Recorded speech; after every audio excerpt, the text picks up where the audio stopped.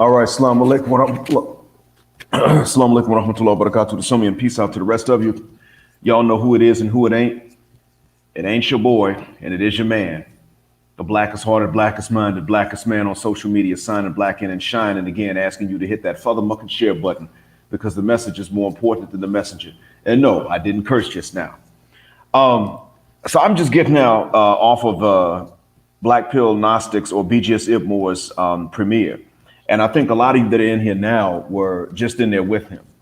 I decided to chime in right now because I got to corroborate this. And I got to admit that I have seen this in action myself. I have seen this being abroad myself. I don't think it's going to take me a long time to stay on here and tell everybody this, but I figured I would still go ahead and go live.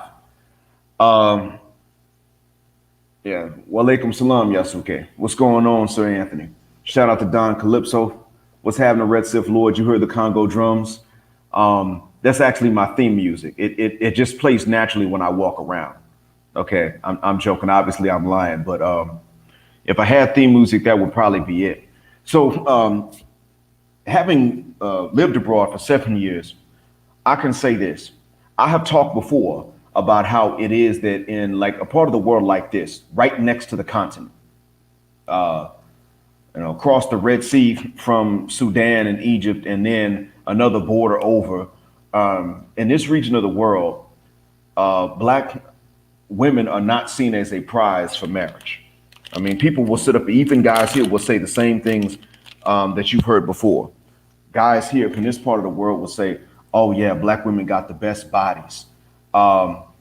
Walaikum salam, cold type. They'll say black women got the best bodies. But sometimes when you mention marriage, they still want to know, well, why would you marry them? My wife's friend, a Somali sister from the UK, a long time ago, she got sick recently and had to go back. But about a year ago, I guess, she was walking from the teacher's residence building to an Indian restaurant not far. I mean, it's a far walk if the weather's bad, but she was walking on a day with good weather and she got followed. Somebody followed her and she noticed that she was being followed in a car. And she said that from the clothing, the driver was probably a citizen, not a foreign man. Mind you, she is Somali. She's obviously a sister, even from a distance. And this dude followed. And so because this is a relatively conservative region, I had to ask later on, when my wife told me the story, I had to ask her, well, if people are going to sit up here and ask why somebody would marry a black woman, why is this guy following your friend? And my wife's friend, you could say is a friend of mine too, as much as such a thing is possible. I mean, I'd gladly help her if she needed it. And this is what I would have done even before marrying my wife, because I knew who she was. We met before. And so she said, well, you got to understand, Black, that even though they'll say that, this guy wasn't following her to marry her. He was following her to see if she would be easy and he could get that quick, cheap nut. And this is a known phenomenon. Even though most guys ain't going to do something like that, this is still a known phenomenon that's known to exist. I'll never forget I'd say about maybe, might have been, it was 3 or 4 years ago. And I was teaching one guy from Egypt. And then one day I agreed to teach him privately. And one day I showed up and he had a friend and another Egyptian man with him. And this other Egyptian man wanted to practice just for that day. Same fee. So, of course, I had nothing to lose by doing so. But in the practice, it came out that this man, this religious looking man from Egypt, my student's friend, openly thought, OK, well, yeah, black women are good to sleep with, but why marry them? And so I remember saying to him, let me explain something to you, sir. And I think you should lean in, because I didn't want everybody else in the lobby to hear us, those who might have been bilingual. And I said to him, you're asking a black man why he would marry a black woman, and you think they're just good to hit it. Sir, if there's a woman that I think is good to just smash and dash, if there was going to be a woman that I would think is good for that as a Muslim, it would be an Arab woman, sir, a non-black Arab woman. See, I see you the same way you see us. I don't think of y'all as subhuman. I don't think of y'all as necessarily being inferior, but you, sir, are an Egyptian. And the way other Arabs laugh at y'all and the way that y'all sound and the way nobody trusts y'all as soon as they hear your accent, that tells me something. And you just proved it, because here you are with a big old beard, and you got a spot on the forehead from where you make sajda, but you didn't ask me why I would fornicate and then run. You asked me why I would marry one. And frankly, so that shows me that either you don't care about this faith like you want to appear to, or you think God is just as racist as you are. Now, to me, God, being just and fair, either does not love you as much as he loves us, or he doesn't love you at all. It's one of those two, because I didn't say this about your women until you said something about mine. And, Sir Anthony, most of them actually don't do that. Most of them don't think that fornication is okay. Arabs have a sense of humor about sex, but most men and women don't look at fornication like it's okay. But when one of them decides that he's going to fornicate, they'll pretty much smash not just black women. They'll smash a white Western woman if they can do it. They'll do that too. But they will leave alone their own until marriage, largely because they don't want to even get a reputation for trying to smash one of their own women. Because if one of their own women says no, she's going to tell everybody. If they can videotape themselves rejecting advances of a man, they will videotape themselves rejecting those advances. Because sometimes women here will do that, and then they put it on YouTube, and people will sit up and watch, and they try to get the guy's face on camera, and if they can get the name on camera, they'll do that too. I saw one video like that. As soon as the dude saw the phone come out, he was on camera already because she apparently started the camera before he saw it. I guess she had a phone that was the same color as her clothes, I'm guessing. But when she held the phone up and he saw that it was a phone, he took off running. And within a few seconds, like, she was telling him off. And within 2 sentences of her telling this dude off, he was already like a spot on the horizon. You see what I'm saying?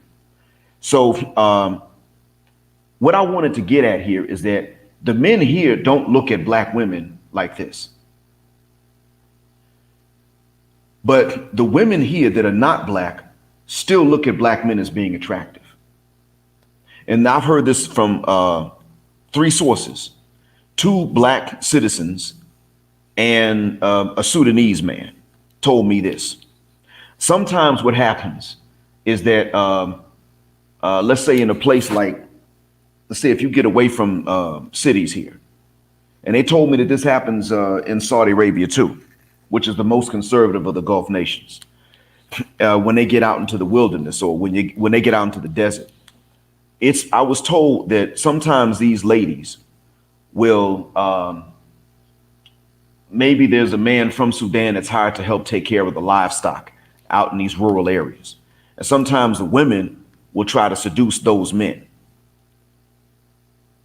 Now, you would think that they got caught trying to do this, everybody would be jumping on those women. But sometimes the husbands, if they find out about something like this, they don't necessarily want to say anything about their own wives, because after they're done whooping the wife's behind, they're going to look at him and say, what were you not doing? So they'll instead just go ahead and stealthily try to take out. And this is one of the few instances in which a local man will confront a Sudanese man physically. And this is a rare occurrence. It was known to happen a little bit more back in the day. But the point I'm making is that there's a type of irresistibility that black men have in the eyes of some women. I don't know how many women here prefer to marry a black man. I'm not really sure. I don't know what the statistics are. They don't go around and take surveys like this. But it is known that the women here on average see black men as being far more attractive than the men see black women as being. Janet Jackson was an exception. When she married that Qatari guy, and I forgot his name, but when Janet Jackson married that Qatari man, that was an exception. She's one of the Jacksons. She's famous. She's cute also. And she is one of those that they would say is cute or beautiful for a black woman. You don't really see a whole lot of black folks doing that stuff or saying that right now anymore in the West. She's cute for a black woman. You don't hear that from us anymore. So the fact remains that when it comes down to sisters, sisters would not have anybody on average. They would not have anybody on average if it wasn't for the fact that a lot of men look at black women and find them attractive. The dope panda, to answer your question, what I was saying is that there isn't a study. It's not something that they go and they take a survey of. So we don't have stats on it, but this is something that's common knowledge here. So Janet, of course, she stayed with that man for 5 years and 2 months, as one of, at least as a meme says. I don't remember exactly, but it's okay, Dope Panda, it happens. There's a meme, and y'all can tell me if I'm wrong, but a meme said that she stayed with him for like 2 months after her marriage contract with him stipulated that she would get 500.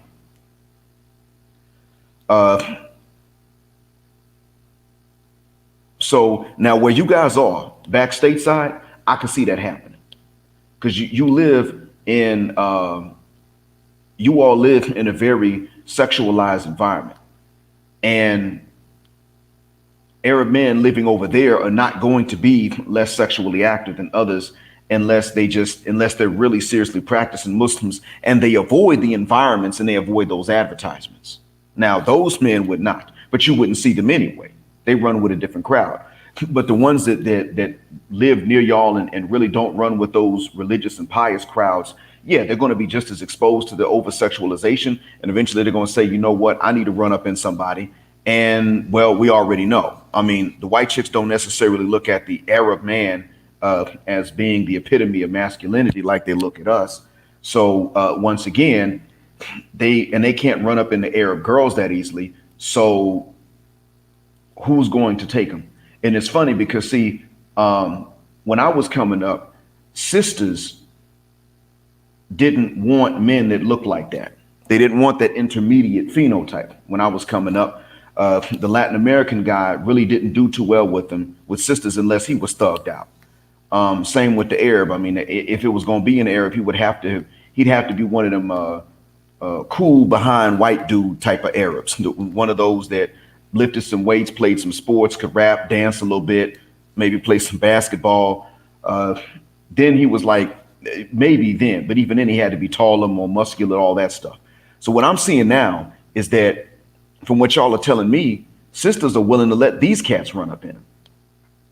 Oh, and by the way, a lot of those store owners aren't really Arabs. In some major cities, a lot of those store owners that y'all are talking about aren't Arabs, but it could be hard to tell the difference. In any case, what we're dealing with is that we're dealing with the discrepancy between the options that BGS Ibmore was talking about that you have versus what she has. The bottom line, it comes down to this. These cats over here don't hate black women. They don't think black women are less human, nothing like that. They just simply view black women as being less beautiful, and therefore no reason to marry them. If you're going to marry and pay a dowry, you might as well marry, the whitest of the white or the lightest of the light. Colorism, when it comes to marriage, is a real deal here. Colorism, when it comes to that, is more of a reality here than it has ever been amongst black men. We talk about the exotic one. We talk about the light-skinned one. I admit that. By the same token, we talk about the one that's just fine. There's one that's just in shape. And you all know, whatever complexion the sister is, if she's in shape, if she's got a nice chest and a nice backside, and she doesn't have a big old gut to go with it, her attitude is impossible. It is intolerable. We already know that. So it's not really shade that makes a woman lose out on options, unless she's losing out on the same kind of men they say they don't want anyway. A man that's raised by no father at all. Then you might have that. I knew one guy that said he didn't date dark skinned women, and he was pretty pale. I mean, he's almost as pale as me. This dude got freckles, and his hair is red. His hair is a light brown, and he had freckles. His nickname is Pinky. Now, nobody ever thought to nickname me Pinky. What saved him was that his hair was 4C. And that his older brother was easily recognizable. And even then, he was the butt of a lot of jokes. But he was quick with those hands. When it really came down to it, he was quick with those hands. And that also saved him physically a lot of times. Ramadan Mubarak, J. Christie. Assalamu alaikum. Man, you don't know how good it is to see you in here, bro. So what I'm getting at, brothers, is that BGS, not only was he right, but the flip side is not the case. And I'm seeing this myself because the one reason I don't necessarily have those same options is because I'm not recognizable. If I was more recognizable, as friendly as I am with people in person, and as much as I'm able to learn the language, then I would probably actually have been pursued by some of the Arab women here. And I mean the non-black Arab women here. I probably would have been pursued by them.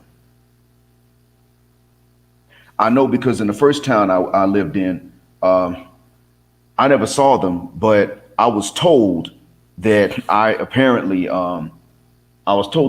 the women of the tribe that took me in, and I didn't see them because we were in a rural area. So I didn't see these ladies, but I was told that apparently some of the young women had heard about they not so much the black American, but the American who had an accent from the American movies. They'd heard about it. Some of them were asking questions. And the men didn't blame me because I didn't know about this for the longest, but they made sure as best they could to not tell me about it. They didn't want me to know that some of the ladies in the family were asking questions. Not so much asking them questions, but they still knew. Well, some of them apparently, when the women would get together and socialize, I suspect that it probably leaked from some of the young girls attending, because when they socialize, the little girls can be in the presence of the grown women. And so, they're going to talk, and that's how a lot of stuff gets around. There are two mechanisms by which people get a reputation, or things that you're not supposed to know about, you wind up knowing about. One of those mechanisms is that if the women don't show their face, you don't know who they are. So you could walk right by, you could pass up your friend's wife or your friend's sister in the grocery store, and you would not know. But if she sees you, she knows who you are. She doesn't say anything. She's not supposed to. You ain't supposed to say nothing to her unless it's business. But she may see you. You may be in the market. Maybe you did something you weren't supposed to do. Or let's say if you're preaching about you don't smoke, and then you smoke in some store somewhere, a lady that passed by probably is related to one of your partners, and she spills the beans. Oh, no. I saw Junebug and he was smoking. After he made that sermon about don't smoke, that was him smoking. Yeah, so-and-so was there too. She'll verify it. Go ask her husband about it, or go ask her brother. She'll verify it too. So that's one way that happens. Another way that these things might happen is that, of course, the ladies, they have their talks, and they're still interested in men. So they have their talks, and I'm not saying that I'm hot. I'm just saying that I was new in a small rural area. I was like something out of a movie because of the way that I speak English to other native speakers. Now, the way I would speak English to a bilingual local is different because they learn formal textbook English. But if they heard me on the phone talking to one of you, they would hear me talking like what they hear in the movies. So that got around. This guy actually, he really speaks English. It's his first language. He speaks like they speak in the movies. You see, so this got around, and apparently the women wanted to know some stuff. And sometimes they would see me going into the house or coming out of someone's house. Sometimes they were the one cooking the dinners that I ate. Most of the time, when they would feed me, they fed me at home. They didn't say, "Hey, man, let's go to the fast food joint." It wasn't like that. They would feed me uh, uh, in the house, and so somebody had to cook. Well, not just Ebonics, but AAVE, and sometimes like when BGS said this is rarer than hen's teeth. You see, sometimes just these old country expressions, because I use some of these things. Like I would say, he's got a mind like a steel trap. Now, even though I'm in my 40s, a lot of people my age know what it means, but they don't use it. It's people older than me that would say something like that. That's something that my grandparents would say. So there was some curiosity. And then these dudes started asking about marriage. But the funny thing is, I said to them, okay, well, here's what I'm not looking for. One, I don't want them white. But I wasn't aware that Arabs generally call themselves white. So I would say, I don't want them white. That means I don't want a woman that calls herself white. That's one thing. And mind you, I didn't have as much red pill knowledge as I have now. So I would say, I don't want them too young. Because I was in my late 30s at the time. So I would tell them, I don't want them too young. I'm not looking for a 20-year-old. Don't do that. And I like them educated.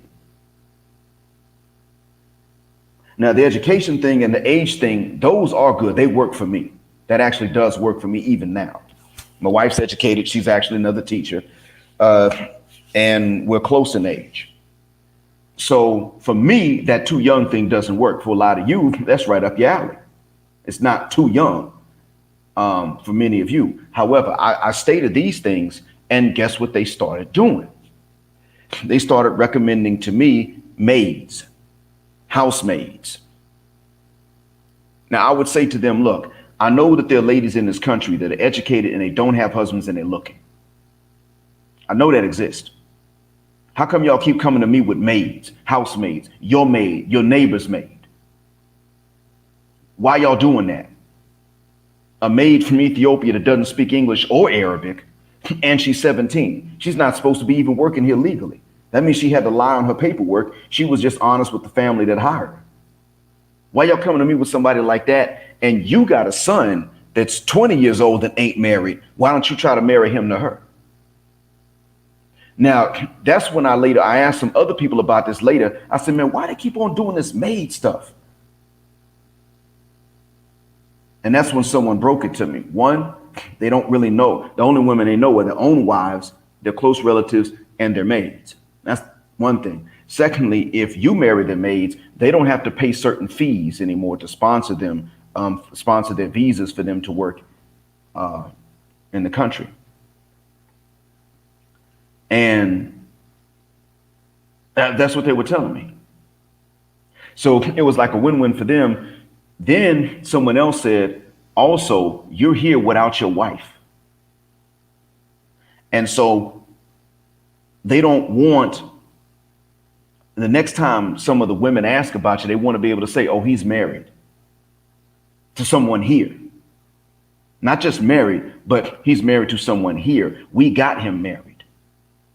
To try to shut that talk down. I said, wait, what women were asking questions? And the guy said to me, he gave the last name of the tribe. Meaning their relatives. And that's when I I turned to the men later on and I told them, listen, let me explain something to y'all. If y'all don't want me marrying, or you don't want women of you don't want your relatives even curious about me, that's fine. Understand this. I mean, we cool. Y'all said I'm family. I'll take that. But understand what this means is, if you all are here trying to make sure I don't marry someone from here, fine and dandy, but you all cannot come to me later on when my daughters are grown and talk about any marriages with my daughters. I can't marry from your tribe, fine. You cannot marry from the Mind family. Not that my last name is Mind, but you get the idea. I said, I told them, if this is how it's going to be in one direction, this is how it's going to be in both directions. We're going to make this thing fair. It wasn't because I was black. That wasn't why. It was because they're closed like that. And this was in a rural area. So the thing was that this is me, and I'm not recognizable as one of our people at first glance.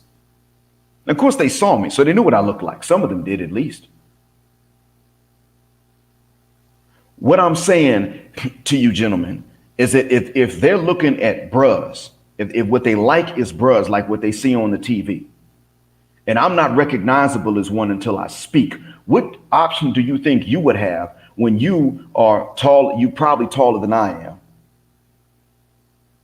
I'm average height, but maybe you're taller than I am. And you're certainly more abundantly melanated than I am. And then everybody knows we don't have to work out as much to get as cut. And I'm not even saying we're superhuman. It's just one advantage we have for whatever reason. So when it comes down to that, if this is the value that they saw in me, what would they see in one of y'all? You see where I'm going with this, gentleman? So yeah, it's like that. You got options, and Boom Shika Bonquisha and Sapphire don't have them. They can be treated equally. The law and the employment market here is great. It's very fair. All of that good stuff. But when it comes down to being chosen as a partner, that's a different story. Give me a moment, gentlemen. I'm going to switch to another microphone. Hold on a second.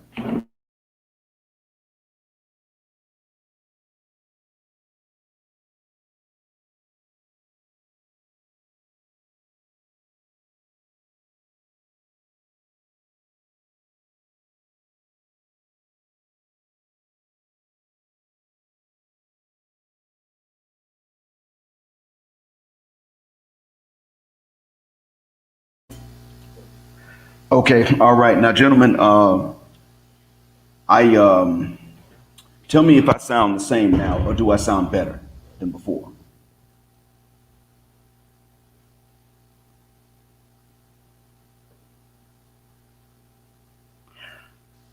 Okay, no one's saying anything. But anyway, Jay Christie, I remember you mentioning that. And the funny thing was, I mean, you and I know that we would have thought she would have been okay with it.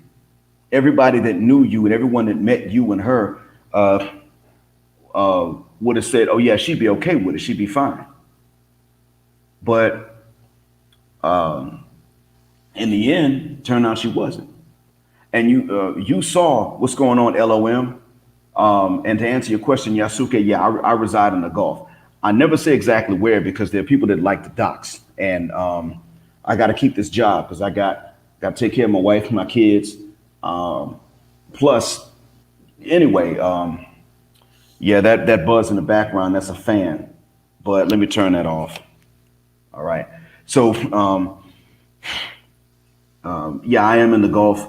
And I would say, you know what? Yeah, man, make Hydra. Because this place here, the Gulf, is going to be a stepping stone for other places. If you decide to perform Hydra, even if you don't like the Gulf, sometimes people do, sometimes they don't. I mean, I have different feelings on different days myself. And it can also depend on where you wind up. But teachers are needed. However, they also need teachers in rural areas, which wound up being my thing. I wound up going into 2 rural areas. I'm just lucky where I am now. But if you decide you only want to stick around for 3 years in the Gulf, that's fine. On the vacations, you can travel to other places. You can go, like I would say, go to Southeast Tropical Asia just to see what that's like. Check out Indonesia, Malaysia, the Southern Philippines. You could check those areas out. You can check out Tanzania, certain parts of Ethiopia you could check out in terms of Hydra. And because these are developing countries, regular businesses can be more competitive if you start them off with the funds and the capital that you would be saving by working in the Gulf. So, yeah, Yasuki, I would say go ahead, man. Definitely do it. Walaikum salam for sports. And Jeddah, my baba. So, Yeah, Damon, the money's not so bad, man. I mean, you probably make about what you make in the States middle class, but the other thing too is that you get to save. When you work here, especially if you're not in an expensive big city, then you save, and that's the main thing. But gentlemen, I wanted y'all to understand the main thing is that you guys have options. And I mean to your dua, Yasuke, you guys got options. When y'all, whether you Muslim or Christian, different areas you can go, you got options. And in addition to these options, you got to understand that your wife, your sister, your daughter, your auntie, your lady cousin ain't got them same options.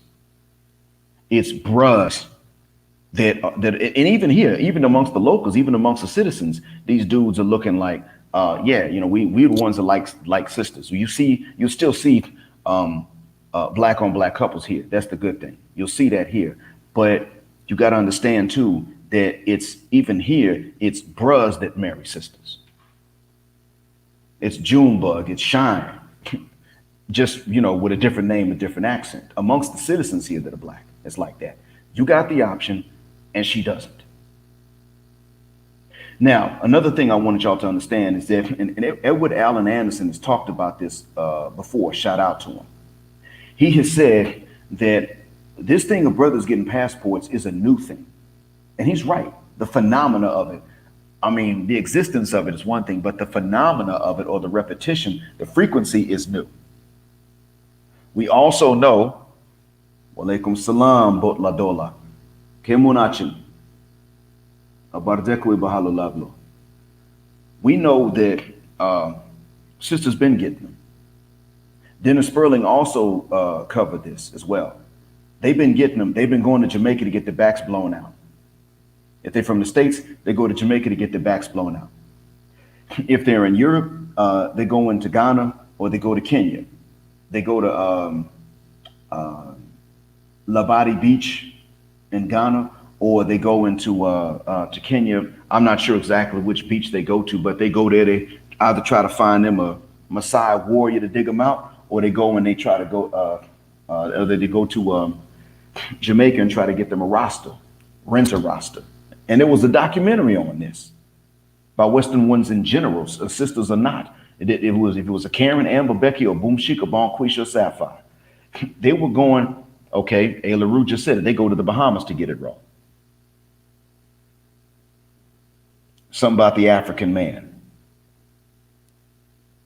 What other man can stay in a country that is either underdeveloped or thought to be underdeveloped, hang out at the beach and sell his junk? You would be envied for that. Now, there's more to you than that. Don't ever forget what T. Hassan Johnson's been telling you. Professor Dr. T. Hassan Johnson's been saying, you're not just a walking phallus. You're not just that. But the point is that you are the one to be envied because you are the one who you can sell that. Even I wouldn't be able to pull that off. Performing, I've been fortunate. I haven't gotten complaints. But to sell it? No, man, I can't pull that off. I mean, maybe, maybe 45 minutes in the sun and 3 weeks of lifting, then I probably could. See, selling it is not something you want to do as a guy, but the ability is something that's very important. You want the ability to sell it because most men will never be able to pull that off. It ain't even their fault. I mean, I don't blame other cats that can't pull it off. Whatever their origin is, I don't blame the Japanese man that he can't sell that. I don't blame the European that he can't sell that. I don't blame bruhs who can't sell it. I don't fault them for that because most places that's unheard of. But when it comes to buying that, you're the one they go and they're willing to pay for it. Donald Sperling, Attorney Dennis Sperling was talking about that. He was saying that they've been going to these tropical regions and paying shines. So That's an option. You got the most options, and she's got the least. But you have to factor something else in too, and that is that when she comes from the West, she has even fewer options by default when she comes from the West. See, here, they don't say something over here where I am. They don't say anything about the sisters got the worst attitude. That never comes out their mouth. Over here where I am, they don't say, well, the citizen that is of African origin is the most disloyal and the most difficult. And they don't say that. That's not something that they say over here. What they say here is just that they're just less beautiful, just less attractive. That's it. That's what they say. That's all they say. They don't have a hatred of them. They don't have bad things to say about who they are. And as a matter of fact, some of them have said they are the most loyal. I've heard some men here, some of the men have said, I understand the appeal. I get it. Because in addition to having the best bodies, they're the most loyal. There have been some men that have sympathized with me about that. But when you add to the origin itself a Western orientation, all of a sudden, all bets are off. This is known. The Western sister's got a problem. She just can't, you can't tell her anything. They already know. They don't single out the Western sister for that. Not in the least bit. They single out the Westerner, period, for that. And they say, okay, well, that's going to be a problem right there. But unfortunately, that does still place the Western sister at a disadvantage. For cultural and then racial reasons combined into one, it does place them at a disadvantage. And you don't have that disadvantage. So a few more, a slight molecular tweak in my DNA, make me a little bit more normal, at least to outer appearances, I would have had a hell of a lot more I'd have been able to tell you. So I wanted you gentlemen to understand not just that what he said is true in the States. I wanted you to understand how true BGS was saying, or how true it is, what he said, how the extent to which it is true. You have the option. She doesn't have it. You can leave. She can't. You can either simply leave geographically. You can leave, meaning you get the sister that's just not Western. You can do that if you want to, or you can turn around and you could leave and go into a completely different origin. You could do that if you wanted. You have that option. This is not an option. You have even more than I do. We come from the same origin, but you have options even that I don't have. Fortunately, I just don't need them. I'm fortunate, I'm lucky, I'm happy. But the point is that you guys have it. You got it more than what he even described, because he's talking about in the States. I'm telling you the same thing is true when you bounce, when you dip on a passport and you go through somebody's customs line and get a stamp on the passport, go somewhere else. You got options. You certainly do. And Red Sith Lord is right. You find someone not from the West, don't bring them to the West, because that's when you lose the options. It takes a long time, but that's when it happens. So anyway, we got Fulaman. Salam alaikum, man. How you doing? Walaikum salam rahmatullah barakatuhu. Ramadan Mubarak to you. Ramadan Kareem, man. How's the fasting going out there on the West Coast? Yeah, you just gotta adjust to it. If you live like which one call it life, like if you're busy and stuff like that, it takes a little adjusting to. But alhamdulillah, you do what you can. You know what I mean? You do what you can. You do your fasting. You try to make the best of it. Out of it, what you have going on. Okay. Yeah, you That's certainly how it has do. to work. Yeah, that's and just trying to do those little things like trying not to swear. You know what I mean? Um, of course, with the Western woman, modesty is a thing that you. I can guarantee you, you ask a Western woman modesty, they'll be like, "What's that?" You know what I mean? So that's another Hmm. thing you deal with. You know what I mean on the daily, pretty much. Yeah. Well, tell me this. What time is it right there right now? I'm trying Right to. now it's 3 o'clock in the afternoon. It's 3:42 in the afternoon right now. Okay, all right. So you don't have too long until you can eat. I have like until I want to say like I guess you can say 10 minutes until 8. That's when we can eat. Okay, so you're looking at Yeah, about 4 hours left. yeah, Ah, yeah, okay, wow. Y'all do have a long one then. yeah. Um, We do have kind of a long one. Yeah, no problem though. You know, you're used to it. it's as long as the reward is there. That's all that matters. You know, Hmm. that's all Yeah. I'm concerned with, and hopefully coming out of this month even better. You know, even more focused too. You know, inshallah. Inshallah, Inshallah. man, come out more focused than ever. You know, what you said Certainly. is true, though. What you said is true. Actually, believe it or not, was I had a Jordanian friend. Now we were talking, and we've talked about this a long time. But I have always been like on not even thinking about really a Western woman or anything like that, or that. But he kept on telling me, you know, you should get you a Habesha woman because they're loyal, they're submissive, and they are very very much receptive to their man. He said, as a matter of fact, one of his Lebanese teachers married a Ethiopian woman. I said, "Oh, okay, that's cool." But I said, right now I'm not looking for that, but I'm going to keep that in the back of my head. You know, because I mean, even he knows what you're dealing with in this battlefield, and you're absolutely right about the women who go to these islands to ride the cock carousel, especially when they go in the group.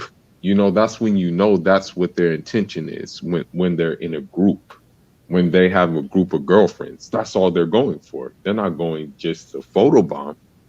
You know, they're going for that other purpose that you talked about. You know, they might Hmm. present otherwise, but it's not otherwise. They're going to get their backs blown out. They'll never tell you this. Don't get it twisted. They'll never tell you this. But that's what those girlfriend trips are for. You know. Yeah. Yeah. And with cameras being out now, it comes out a lot more. It's a Yeah. lot easier to see. Yeah. Definitely. And I would say this now, generally speaking, it is true that on the Eastern Coast, they tend to be less about the effery. But you have to be leery of the ones that want to go back stateside. The way to weed them out is that if you do go there, you make it plain that you're not trying to move back Yeah. stateside so that they don't Not get in. not to cut you off, but to be honest, I found that the most receptive ones and the most calm, cool, and collected ones. As a matter of fact, I will tell you a story. When I was like looking for a new residence to live at before, there was an Eritrean woman. She was a Muslim woman at that, and she had a place that she was going to let me rent out. Now, with her, it was a cool, and it was very, very receptive, and everything was calm, cool, and organic. You know what I mean? I just happened that I had to leave to the other side of town, but she was very cool, receptive, and calm. And there was a few more Eritrean women who were cool, calm, and receptive, and still held their traditional value systems. As a matter of fact, one of them even went as far as to say, I don't see how like some of these men deal with Western women, and I'm like, I agree with you. Some have it But for me personally, I will probably end up going to my village and getting a woman, when it's all said and done. Or I may go to a neighboring village, be it be in Mali, be it be in someplace like that. You know what I mean? Because uh, the best thing is when someone offers you their daughter, and a lot of Western women dislike that, and I've talked to them and I say, hey, if you got a problem with it, then don't it that's your problem. It's not my problem, but it's still something we do. Like if a like for example, like the guy in Mali that I know, he said, hey, you know what? I have my sister. Uh, you can marry her. And I'm like, okay, well, yeah, why not? Because he already sees what type of person that she is going to be with. He has no problem with doing that. But the problem is, to these Western women, they can't fathom that, they look at it as a girl um going with someone like an object or something, and that's not even the case at all. The fact of the matter is, she wants to be married. He sees someone that's a stand-up guy to be married to. He knows that this person is going to take care of them, so there's no problem at all. But according to Western women, that is a problem. They look at it as, oh, you guys are just giving a girl away like an object. It baffles my mind. It really baffles my mind, the logic of these Western women sometimes. It really does. I don't see any problem in doing that at all. Where's the problem? I mean, Um, go ahead. the thing is that you and I understand when he says that you can marry her, you and I already know that it's still contingent upon her approval. Um, we get that. We realize that she still has to give an approval. But unfortunately, the Westerners don't, the Western ladies especially, don't seem to understand that they don't know this particular point, but they would know if they would simply read and ask. If they were to first, if they were willing to not jump to the worst conclusion, and they could go to a Muslim that they know and work with, a practicing Muslim that they know and work with, and say, "Well, I heard them having this conversation. Um, are they just giving her away like this?" She will be able to say, "Well, they're having a discussion, but it's already understood that she has to give her approval." Right. What the brother is saying is simply the brother's telling one man, "I'm not standing in the way of this because the approval has to come from a male relative and her." And the brother's simply saying, "I'm not standing in the way." So it's understood that if she approves, y'all can do that. Uh, but they don't. Unfortunately, a lot of people in general, men and women, don't like to do research or don't like to have a sense of caution before they blow up and get outraged. And I'll put that on both genders just to be fair. But we know, we understand that when it comes to something like this is where it is that the Western lady is going to take the cake. She's going to take it. She's going to win the competition. Unfortunately, well, fortunately, he said you can marry his sister, and that's good. He trusts you. I'm glad that y'all have that. Hmm. Unfortunately, the ladies that are listening, they're going to make the worst assumptions because Of course see, they are. they can Of course travel, they are. Of course they are. and Of course they're going to yeah, make the assumption. Of course. The thing I don't get, this is the thing I don't get, okay? It makes no sense to me that, number one, Western women give hell to a man, okay? That's just the bottom line. You have to be Superman, basically, and you have to cater to them. And you really don't get you really don't get that much out of the deal. But on another note, when you say, you know what, I'm done with this, man. I'm going. Either you're like, man, I'm going back home to get me a woman, or I'm going somewhere else to get me a woman.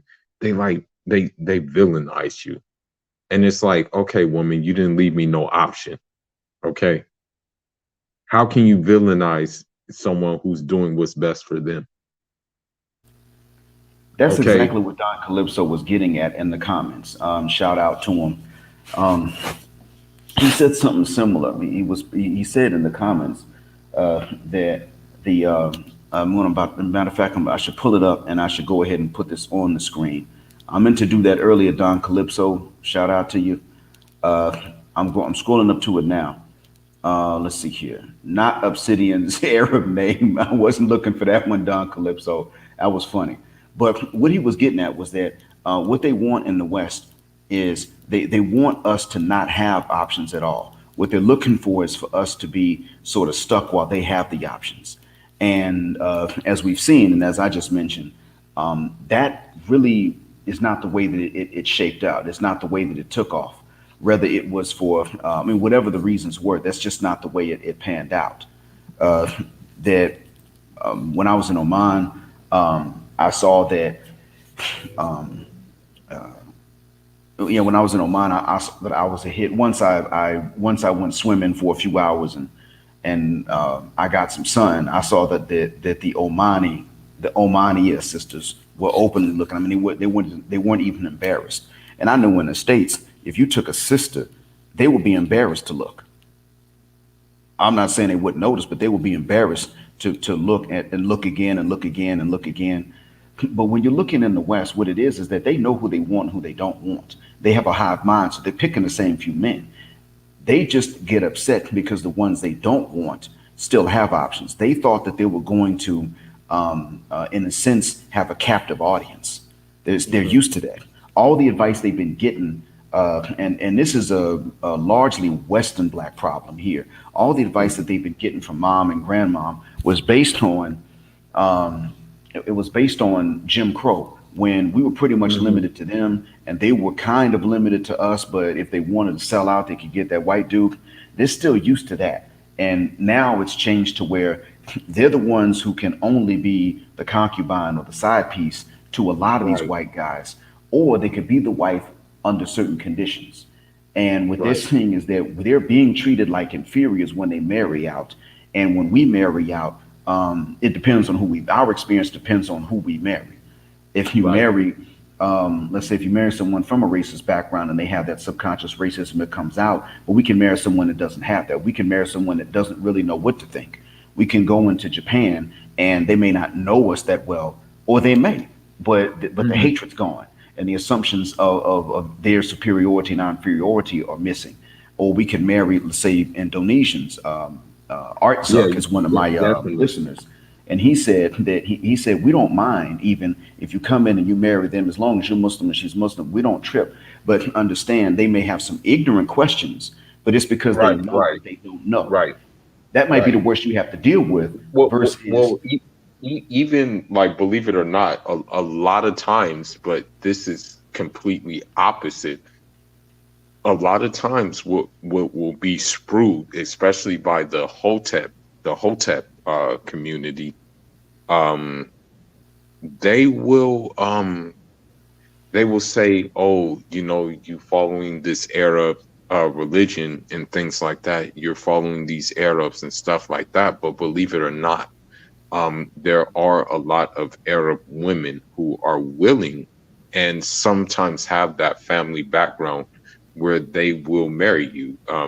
I know a couple of brothers from here who have married Kuwaiti women, you know, and you have to also understand that there are black people in their sector, that there are native blacks, black Omanis, black Kuwaitis, black Saudis, and even the mixed ones who are, of like maybe mixed black and or let's just say mulattoes.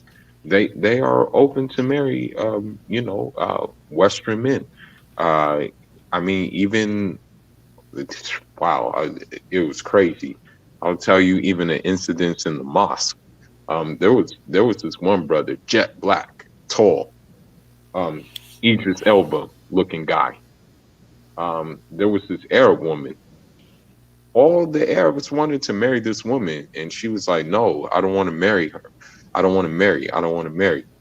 But she saw this Idris Elba guy, and she just immediately hopped on it. She was just like, "Hey, is he single, or does?" And she went as far as to say, "Does he want a co-wife?" Even she went that far to say that. Now, granted, this Idris Elba looking brother was getting hell from Western women. I'm like, I even like a lot of people even said, "Don't waste your time, bro. You're wasting time." You know, um, and so this is what happens, bro. Wow. So, well, there you go. Idris Elba looking brother. I mean, he sounds like one of the few people as black as I am. But so sisters were giving him a rough time, giving him the business, huh? I mean, Western sisters were giving him the business too. Yes, yes, yes, Okay. yes. All right. And see, that's what I want a gentleman here to understand. That that's going to happen. Now, mind you, this is I'm sure this is on the West Coast where you are, so this is even in the states. So imagine what happens when the brothers listening get passports and find a reason to live or wait to live abroad, and then they see what's going on. Imagine what happens then. So this is this is something that I'm not going to sit up and say this is something sisters need to know, because I don't really fib a guck if they change their behavior once it's too late. I don't really care what they do after they realize what the competition is.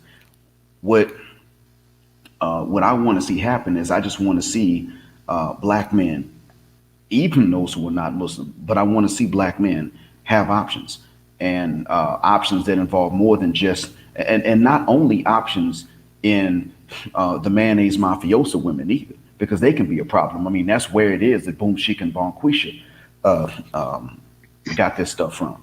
I want to see them. I want to see these men have options. I want to see them have options in various countries and from various races. Because if people talk about a black and brown coalition, it may not really happen. But I don't really care if the black and brown coalition necessarily results or not. But the fact is that it's going to be a natural side effect, even if we didn't want that, if these brothers have options, which fortunately they do. And if I had options, because see, right now, you and I both know, like that Idris Elba looking brother, that's what's in. That's what these ladies are looking for. Assalamu alaikum, Baleri Kirmo.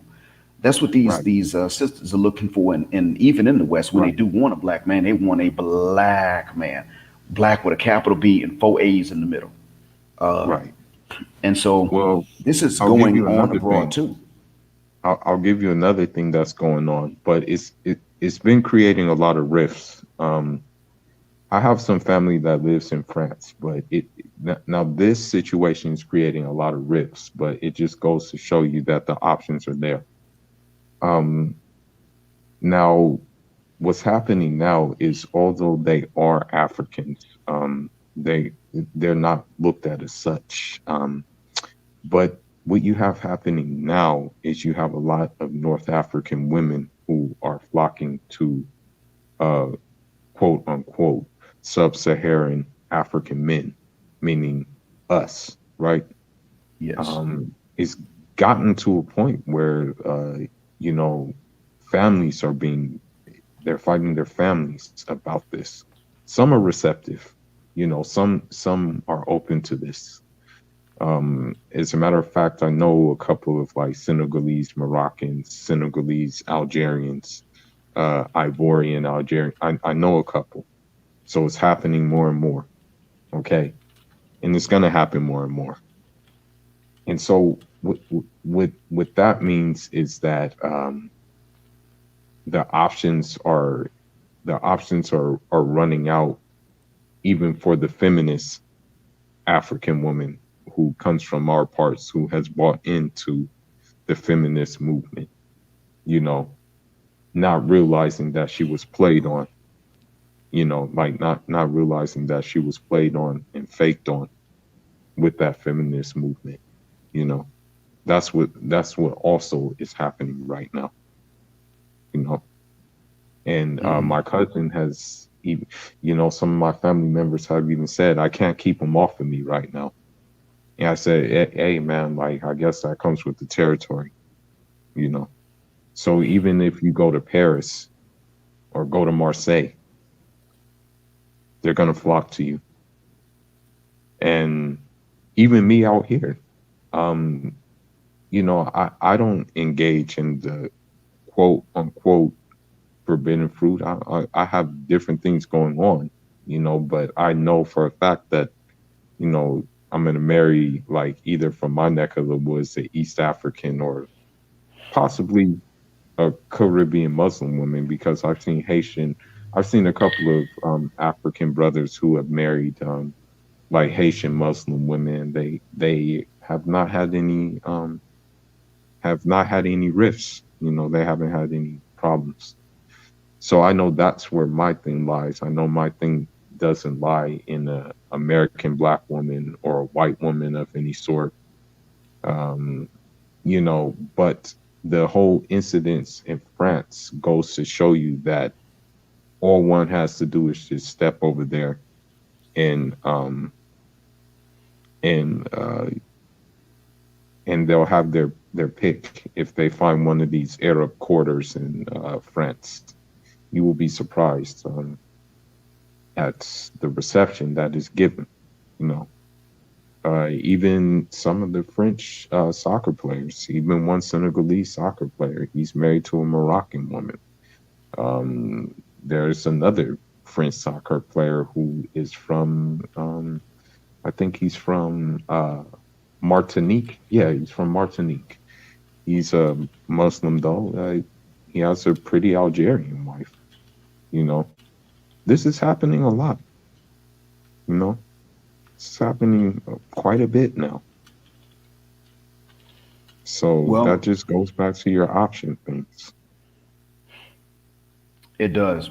Uh, and this might be a great chance to respond to FB Halal. Um, she said, and a matter of fact, I'm going to go ahead and put her comment up just so everybody else can, everyone in the future will be able to see. As a horn African woman, stick to your women. Who will have your babies? How will the future look? Guide them, talk to them. This conversation is painful and embarrassing. Now, FB Halal, first, I'm going to let the men in the comments are going to be able to respond how they want. Outside of swearing or threats, I'm not really going to censor them. And I'm not going to censor you either. But I'm going to tell you this, FB Halal. For one, it's too late.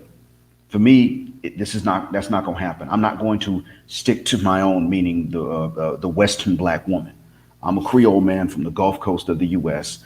and I am married to a horn woman. I'm married to one of your sisters, and I'm extremely happy. I'm through the roof. I'm spoiled, and so I try to spoil her. You think the conversation is embarrassing, and to a certain extent, you're right, FB Halal. But the fact is, it's the embarrassing nature of the conversation is not our fault. That is the fault of the Western black woman. That's it. You might think, well, this is a two-way street. We've done each other wrong, and we both need to heal. And that may be what you heard. But the fact, and I can tell you got this idea from living in the West. I can already tell. Not because you typed this in English. I can tell you got this idea from living in the West. And if you don't live in the West, then you got this through a chat room talking to Western women. And I'm gonna tell you now, the biggest mistake you can make, FB Halal, is to let the Western woman determine a damn thing and change your direction in life for you at all. The worst thing you can do is let them tell you their side of the story and then you believe it. Individually, there will be Western women that are going to have sad stories. One of them is my cousin. It does exist. That's on an individual basis, FB Halal. What's going to happen on a mass scale is they're going to lie to you. And they know that they can't compete with you. The fact is, um, FB Halal, you all in your region of Africa, you all are highly desired by your own men, and you are highly desired even by men from outside.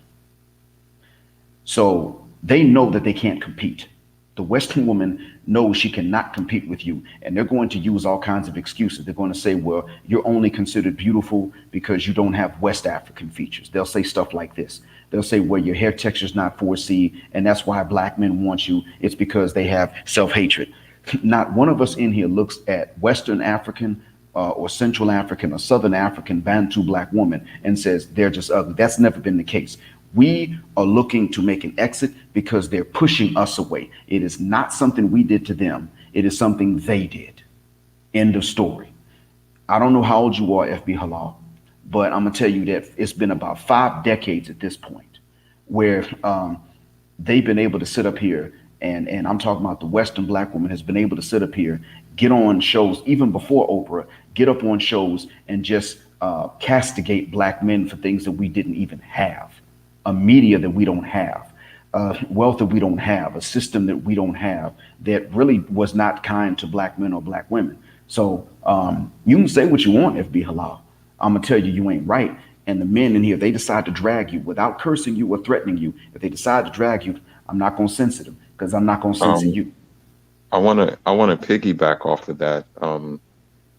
As an African man, FB Halal, why can't I marry another African woman, even if she be from a different neck of the woods than me?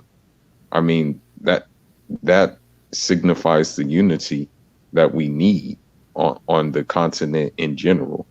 So why wouldn't I marry another African woman despite where she comes from, what neck of the woods she comes from? And another thing, FB Halal, sometimes the African woman is attracted to the African man from the other side of the tracks.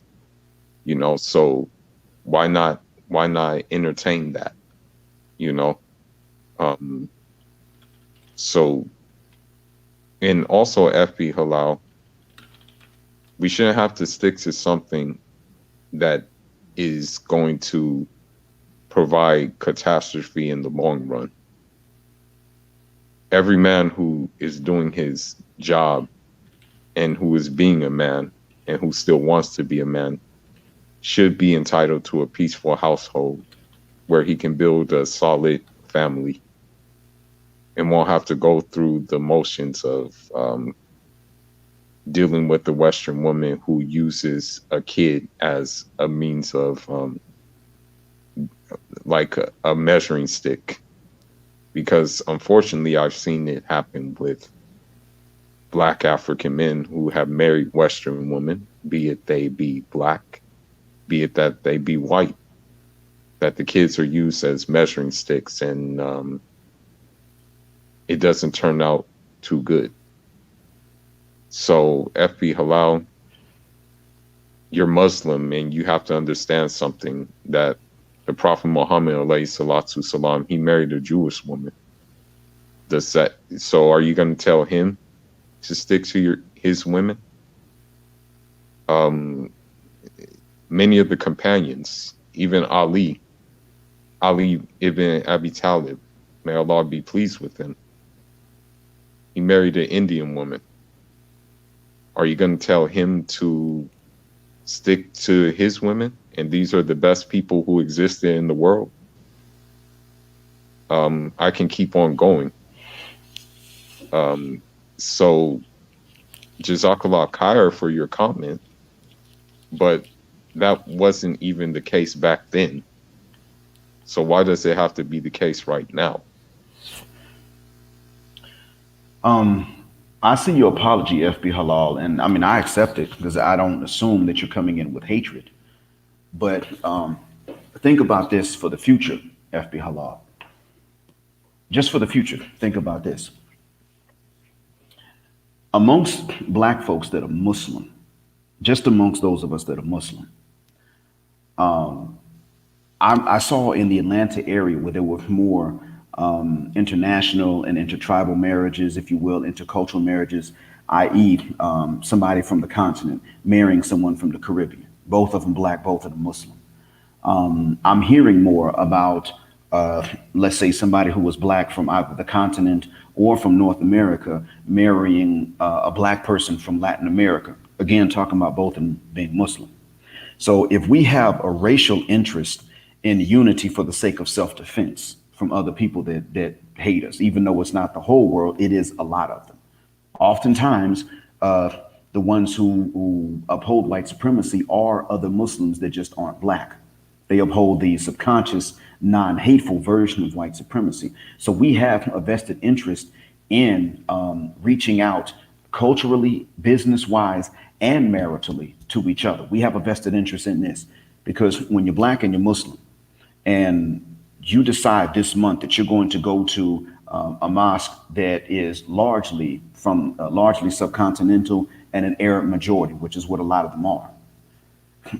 Everybody there's not going to hate you, and I'm sure that the women will be friends with you as easily as with anybody else, for the most part. But what happens when they have to listen to their elders, and your elders are not telling you to shun them, but their elders are telling their young women to shun you? And what happens there's when there's a competition for the same few men that y'all may all want to marry? That successful single brother that hasn't found anybody yet. If he does pick you, you're going to see jealousy even from these non-black Muslim women. You're going to see some jealousy from them. And if you don't see it from the young ones, again, you're going to see it especially from the old ones. So what I'm saying is that we have a vested interest. You and I have a vested interest in celebrating this intercultural and international marriage between black folk just that are Muslim. And for the ones that are not Muslim, if they can pull this off, and sometimes they can, sometimes they can't. It really depends. But if they can pull that off, then that's still good for us genetically speaking, because right now the biggest thing that they can use against us are divisions that we have. That's the biggest thing anybody else that if they do hate us, or even if they just want to dominate us and they don't hate us, the biggest thing they can use are the divisions that we have. So if you are Darood and someone else is Ishaq, and someone else who's not even from the Horn knows about this division, they could easily use that if they want to. Now, if you can't marry someone that's Midgan, or you're Midgan and you can't marry someone that's not Midgan, as an example, then let's say, but Muslims still need to start networking, and black Muslims are forced to do this. We don't have a choice. We got to network with each other.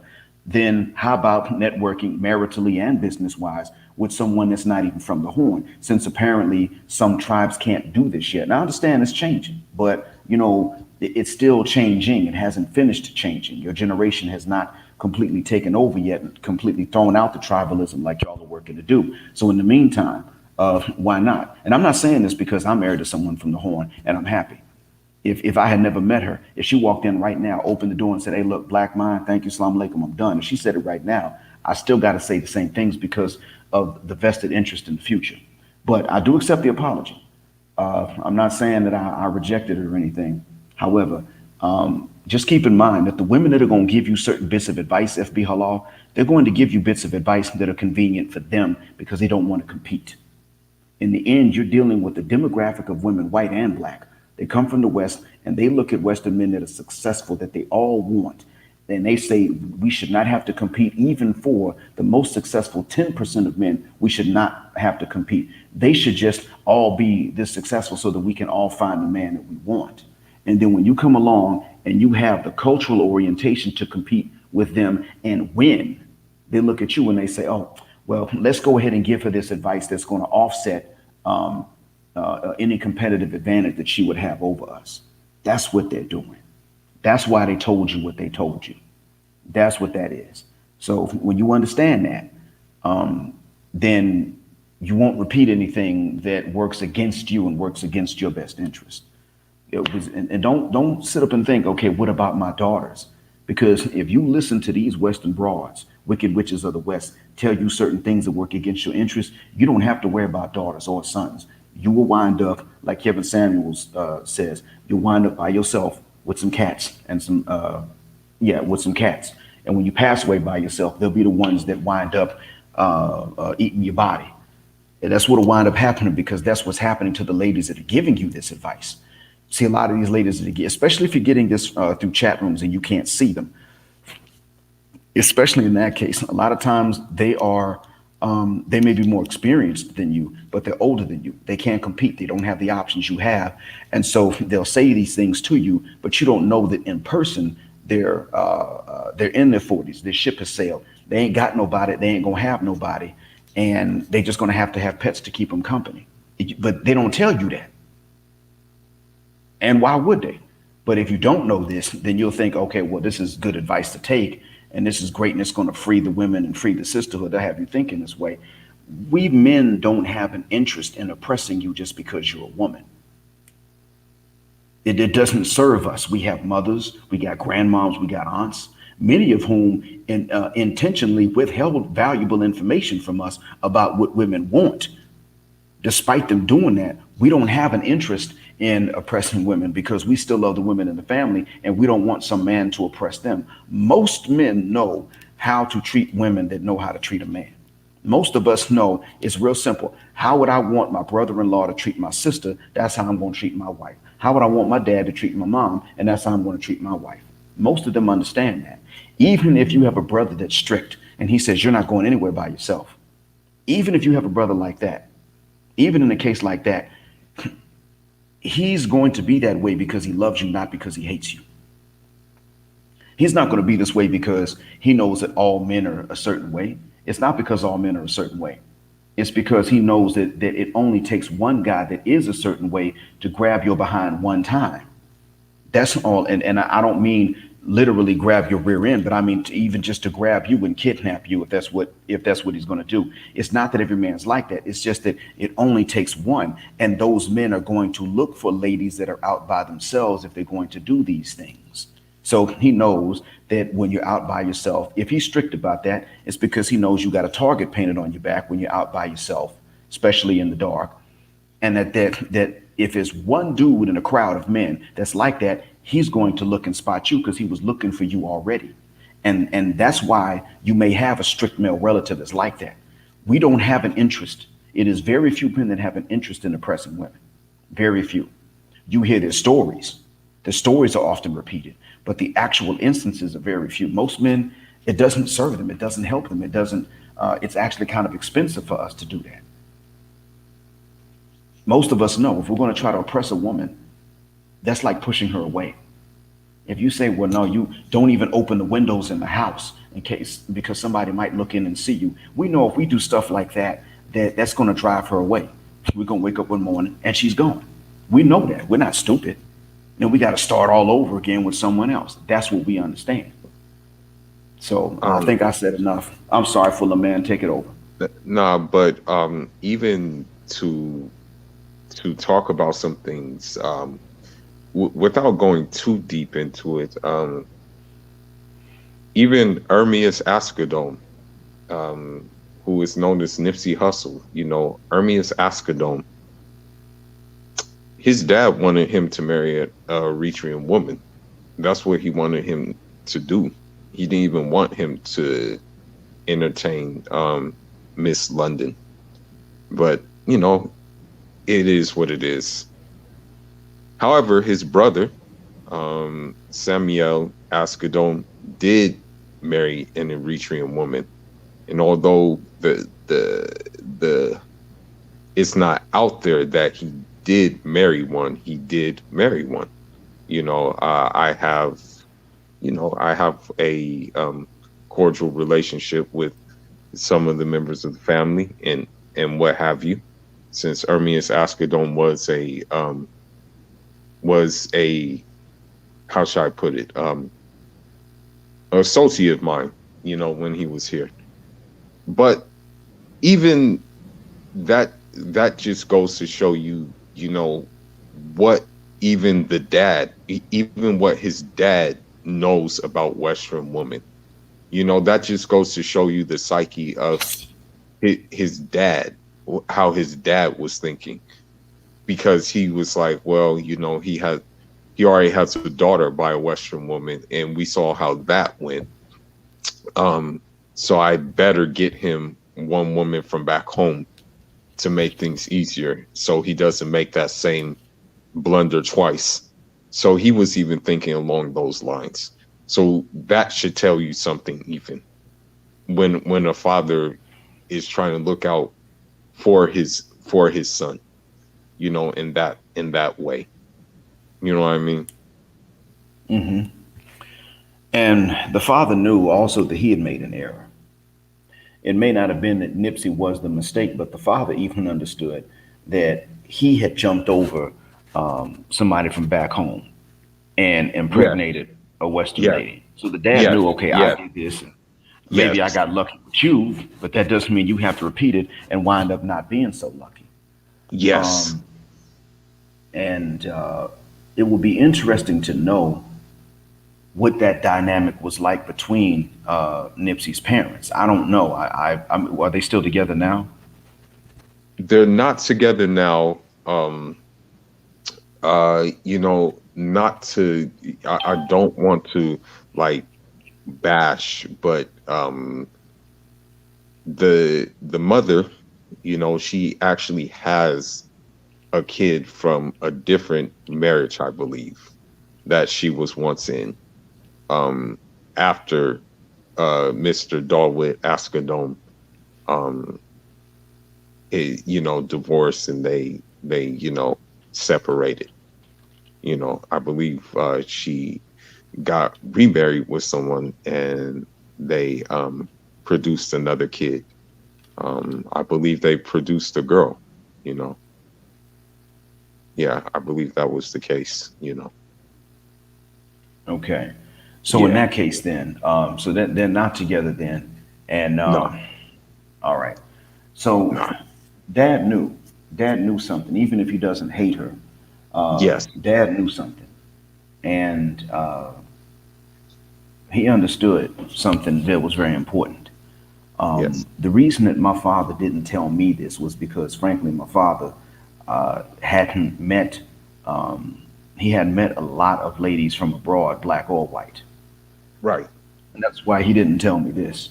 right, When I had the conversation with my son right, pretty much said, "I get it. I know why you would forbid this. I understand why you would say not to do it. And frankly, Dad, right, I don't want to." right, He said, used the phrase, "The juice is not worth the squeeze."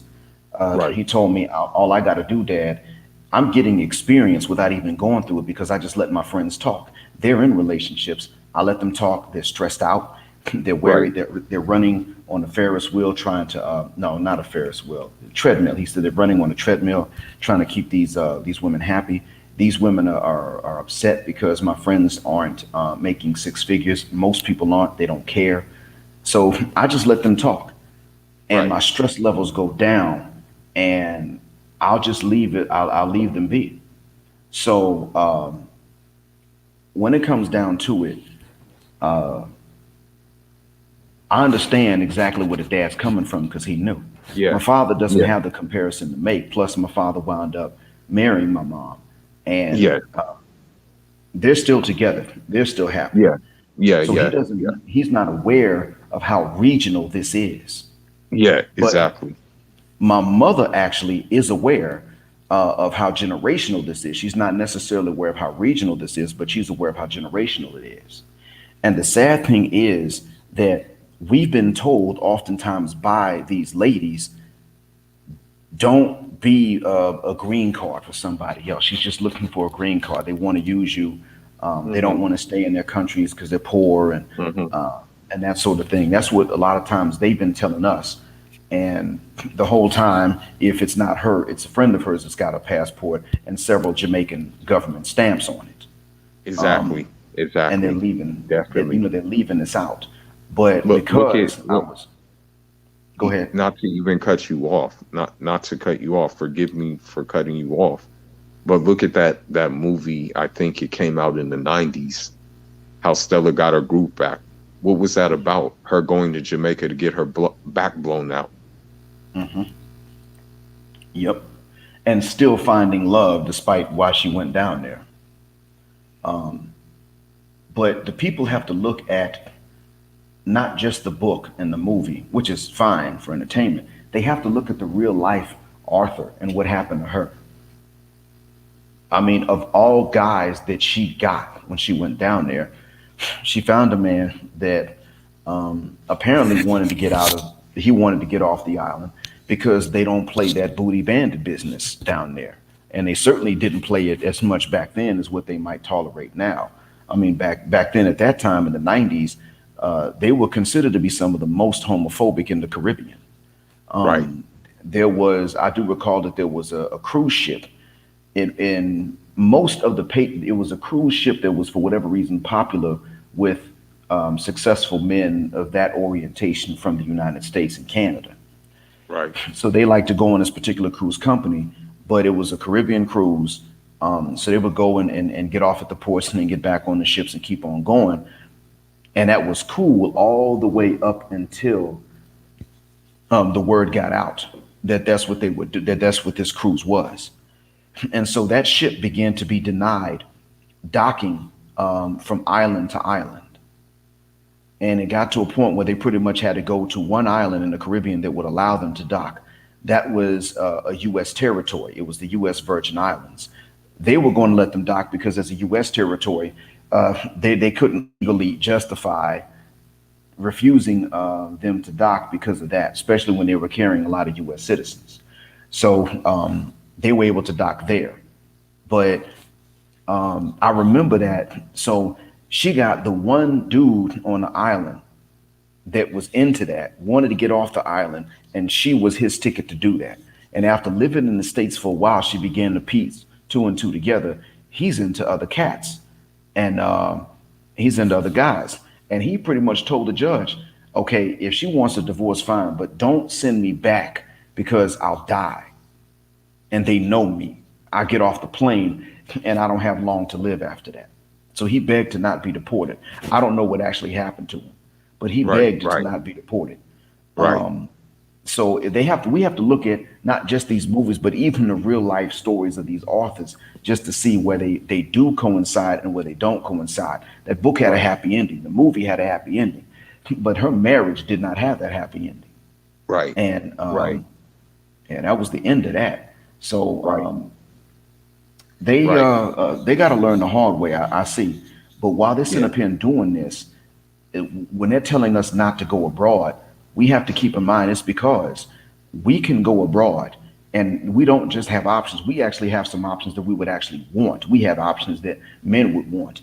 And I'm not even promoting tricking or fornication, but when men want those options, those are there. And when men want to get married and start families, that option is there too. So Exactly. men Exactly. can go for whatever mindset they got. There's an option somewhere like that. But when it's them and they go abroad and they have options, they don't have the options to marry up. They cannot satisfy their hypergamy when they go abroad. It's Right. not something they can do.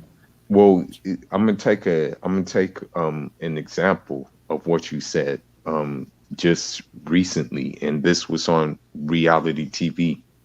Um, it's I don't know how true this is. I don't know how accurate the show is. I don't know how accurate it is. I don't know how much based on truth it is. But what you have is this show called 90 Day Fiance, and you have these washed up women for the most part who are looking for love, and uh, they usually look for the love abroad. Now, there's been certain instances where indeed dudes have used them for green cards. As a matter of fact, one Tunisian dude did use this like blimp of a woman for a green card. You know, I don't know why she thought otherwise was occurring, but that did happen. Okay, but there was this other woman. There was this other woman. She was she was like this white woman trying to keep her groove, but she came on like I think maybe 3 seasons. One season there was this Dutch guy, it didn't work out. The other season it was this British guy, it didn't work out. The reason why it didn't work out is because she was carrying two baggages, and those two baggages were kids. So mind you, she was over the hill, but she felt entitled to royal treatment. You know, and so this goes to show you that it not only takes place like outside of reality, but it also takes place like um in the television world as well. They show it to you clear as daylight. These shows, this is the thing about them. Similar to Maury and I guess Jerry Springer, Love and Hip Hop, these other reality shows. One of the things is that they have to have drama. And so if drama does not pop up, then they got to write it in. They're going to have it in order to keep their ratings. So Okay. they have to manufacture grudges, and that's part of why it is that after a show was over, you'll find out the two people that were beefing, they made up and they reconciled. A lot of times it's just because they have to put this into the script when it wasn't there in real life, and they can't say, well, this was just a script that we did for that show. They have to, so then they have to say, well, we reconciled after the show was over because we didn't have the same pressures on us after that. But the thing is that I do believe that these folks are having the problems that many of you guys are telling me about. I can't see it over here. I don't know what channel. If I even could see it here, I wouldn't know what channel to look for. But what I do understand is that it is oftentimes a case where these Western women are from. Yeah, these Western women are from 40 and up, and they just weren't really doing that well with Western men because of their attitudes and their appearances. And then they go abroad, and it's like they're this ticket. They're these tickets for Right. these men. Right. And some of these things sound actually very much so realistic, based on what people want, based on Yeah. hypergamy. Yeah. And so these that does show a lot. Even it shows that number one, if there's drama, then that drama is unnecessary in real life. You don't want it for Right. you. And if the Right. drama is scripted, then why is it that they have to script that drama? So either Right. way it goes, the environment in which this is being shown is failing. Either it's failing because the drama's truth, or it's failing because they're lying about it. Either way it goes.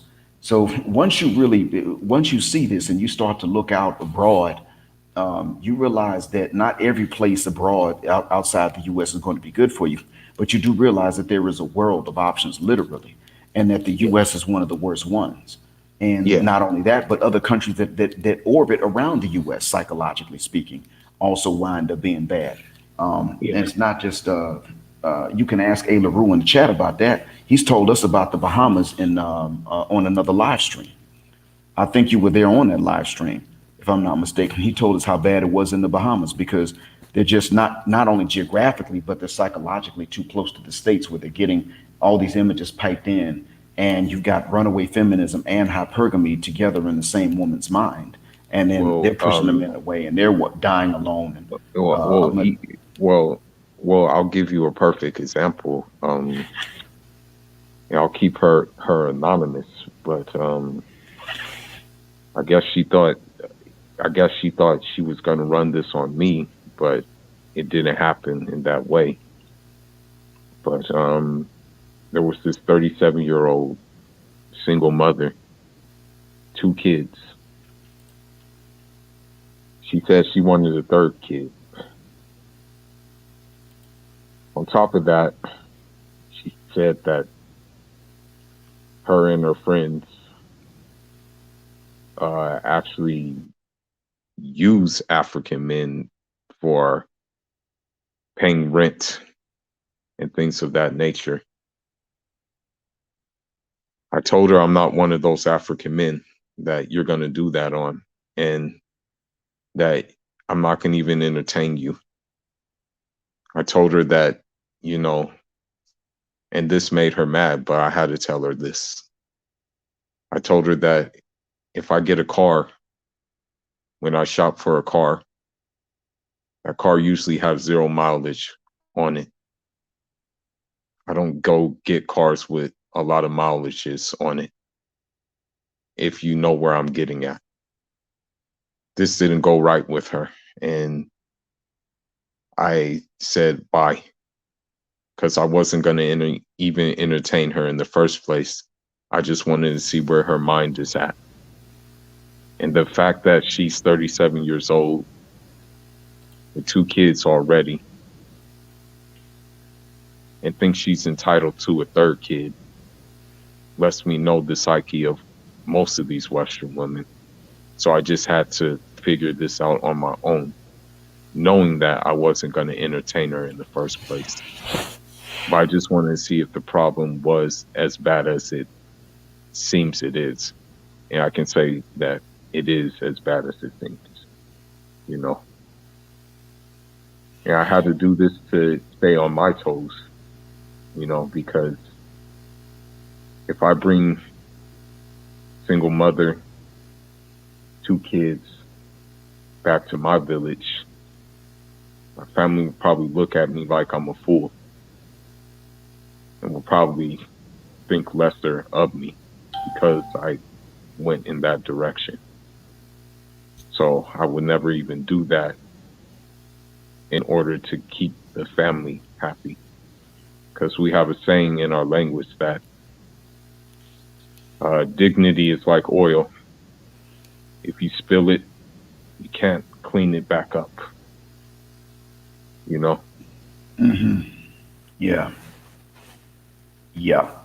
Got it. That I'm going to use that one from now on. Dignity is like oil. So the thing is that unfortunately, what they've done, and see, I can understand why if you were to go to the locality from which your parents came, and this you had someone like that on your arm, I could understand why it is that they would look at you and say, "Yeah, but why would you do that?" See, if I was to come along, like if I showed up there as a stranger, as an outsider, and I was with somebody like that, they may say, okay, well, he's a born Yankee, multi-generational Yankee. And what other option is there for him? Whereas they would look at you and say, wait a minute, you could have married somebody from here that had more sense, or somebody from a neighboring country that had more sense. You had the option to sidestep this stuff. What it is that the Wicked Witch of the West wants to create an environment in which you cannot sidestep it. They're functioning just like a labor union would function. They go on strike.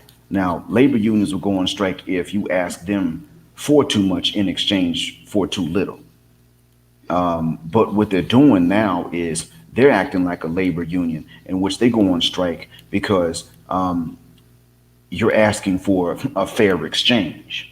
And they all say, no, we're not doing that fair exchange. And we're going to shame any woman that'll engage in a fair exchange with you. No, no, no, no. We're going to come in as the women of 2021, but you're going to act like a man from the 1950s, and you're going to be okay with us acting like the women of 2021.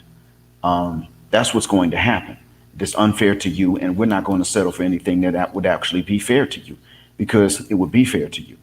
So at the end of the day, that's really what that was the whole point. It was just like what Don Calypso was saying, that they want to make sure that the one they don't want to be the ConcuSurf, the one they would not pay to blow their back out, they want to make sure he doesn't have anywhere to go, and that's most men. Most men are not going to be the ConcuSurfs. Shout out to BGS for that term. And I think he said he got the term from someone else, but I forgot exactly who he said he got it from. But that super select F boy is a very small minority. And so what they're pretty much saying is everybody else needs to stay, because at the end of it all, Fuller Man, that ratchet, that foolish one, the one that never grows up, she knows that she's got various needs and various concerns. She's aware of that. The problem is what she's saying is, okay, I want most of these guys to pay the cost. I want most of these guys to be there to fix my pipes, fix the fridge, change my oil, come get me if my tire blows out, things like this. I don't want to pay for AAA. I don't want to do any of that. I want these guys to be there for that. And then the one that I want to come through at 2 and just help me fall asleep, I'm not going to ask him for that, because then he may say I'm too much of a hassle and just go on to the next chick. And if there wasn't a next chick somewhere, I wouldn't be calling him anyway. So they know what they're doing. And okay, thank you, Baleta Kirimo. He coined the term ConcuSurf. So shout out to Dr. Tiasan Johnson for coining that term ConcuSurf. And to answer your question, Baleta, Fulaman is he is Fulani, and he's from Guinea-Bissau. And I learned how to say thank you in Fulani from him. I just hope I don't mispronounce it later. Um, but yeah, they know what they're doing. Now, Man of Tomorrow talked about this. We were thinking that maybe this was some sort of dual mating strategy they had in their Hmm. subconscious reptilian brain, not thinking about it. Hmm. But Man of Tomorrow talked about some show in which a woman said, "Well, we like bad guys right now when we're young because they're bad, and then we're going to mature and we're going to, we're going to grow up eventually and start picking better and smarter men." And he said, "Wait a minute, that shows they're sitting up and thinking about this. They are Yeah, thinking exactly. of taking that non-select F boy and making him pay the cost, like using him as a retirement plan after they go through their whole phase. And so this is And conscious. They know they're doing we'll, it. we'll They actually to piggyback off of what you said. Unfortunately, with this conscious community, which is nothing but a fraudulent community, I was actually there's actually one quote unquote conscious woman who was on the cop carousel, and I think still is on the cop carousel, um, and is being allowed and being empowered to ride the cop carousel because women in that community have said that it is okay for every woman to go through a whole phase uh, in order to in order to quote unquote get their rocks out, and then as they're older in life mature to that mature man. But what she doesn't understand is that mature man is not going to want anything to do with that woman. As we said before, if a man has been doing the right thing, is up upright, and is being a true Renaissance man, then he's not entitled to take a woman who's rode the cock carousel. In fact, he deserves better and should go for better. These are the things that they leave out, however, but at the same time, they say, now I don't know where they got this from. It boggles my mind where they got it from. At the same time, they say it's okay for a woman to go through a whole phase. And this boggled my mind that she would say it's okay, that every woman has this phase. So what about the guy who didn't have a whole phase? Doesn't he deserve better?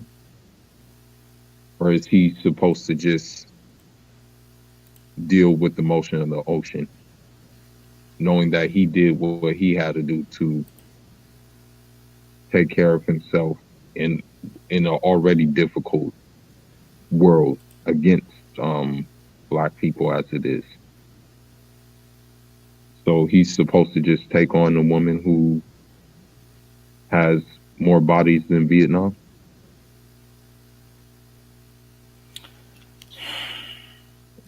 know, there's a type of contempt.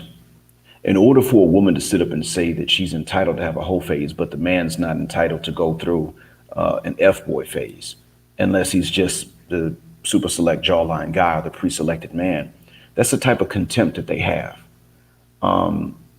That's why I said that they're engaged in a war with us.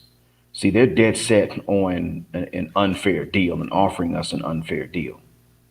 They're dead set on it. It's not just that they want that or that that's an ideal situation or that that's like hitting a lottery. It's great if it happens. In their mind, what they're saying is we're going to set that up to where that's the only option the men have.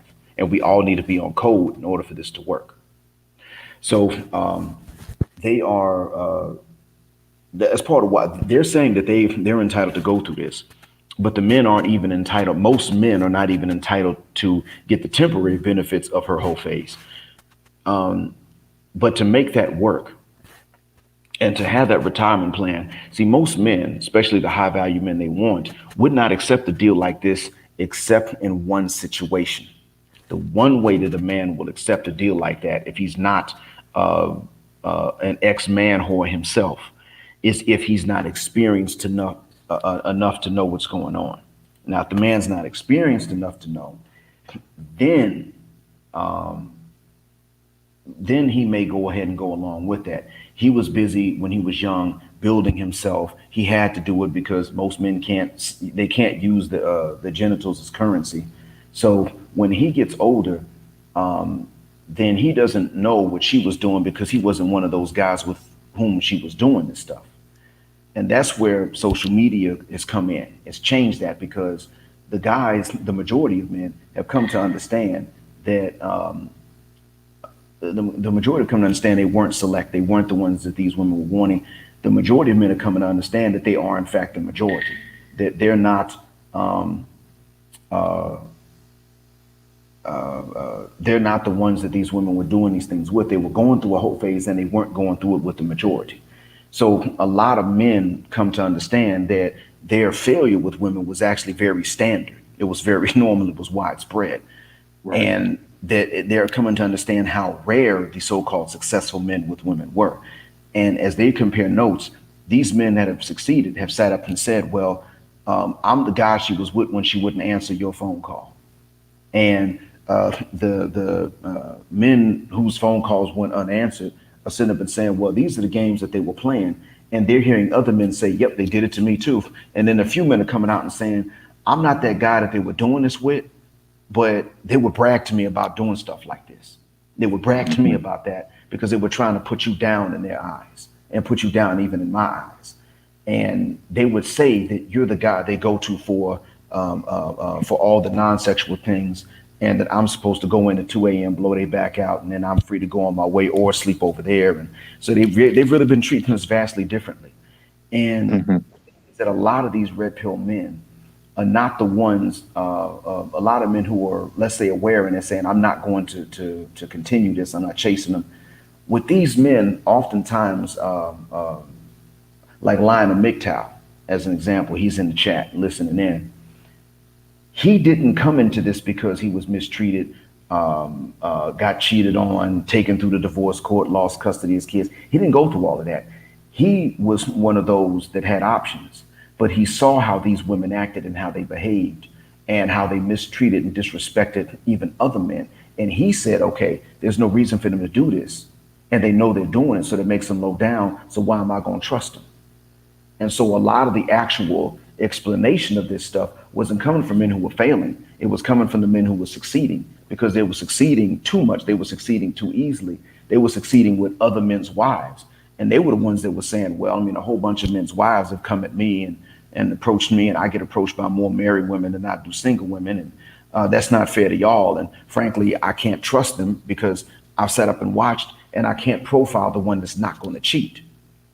What they're saying is stuff like that, and so that's what's been exposed lately.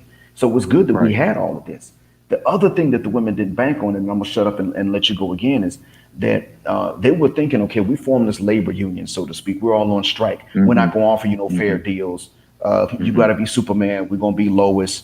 You're going to Mhm. be a 1950s man. We're a new millennium woman, and I said it that way intentionally.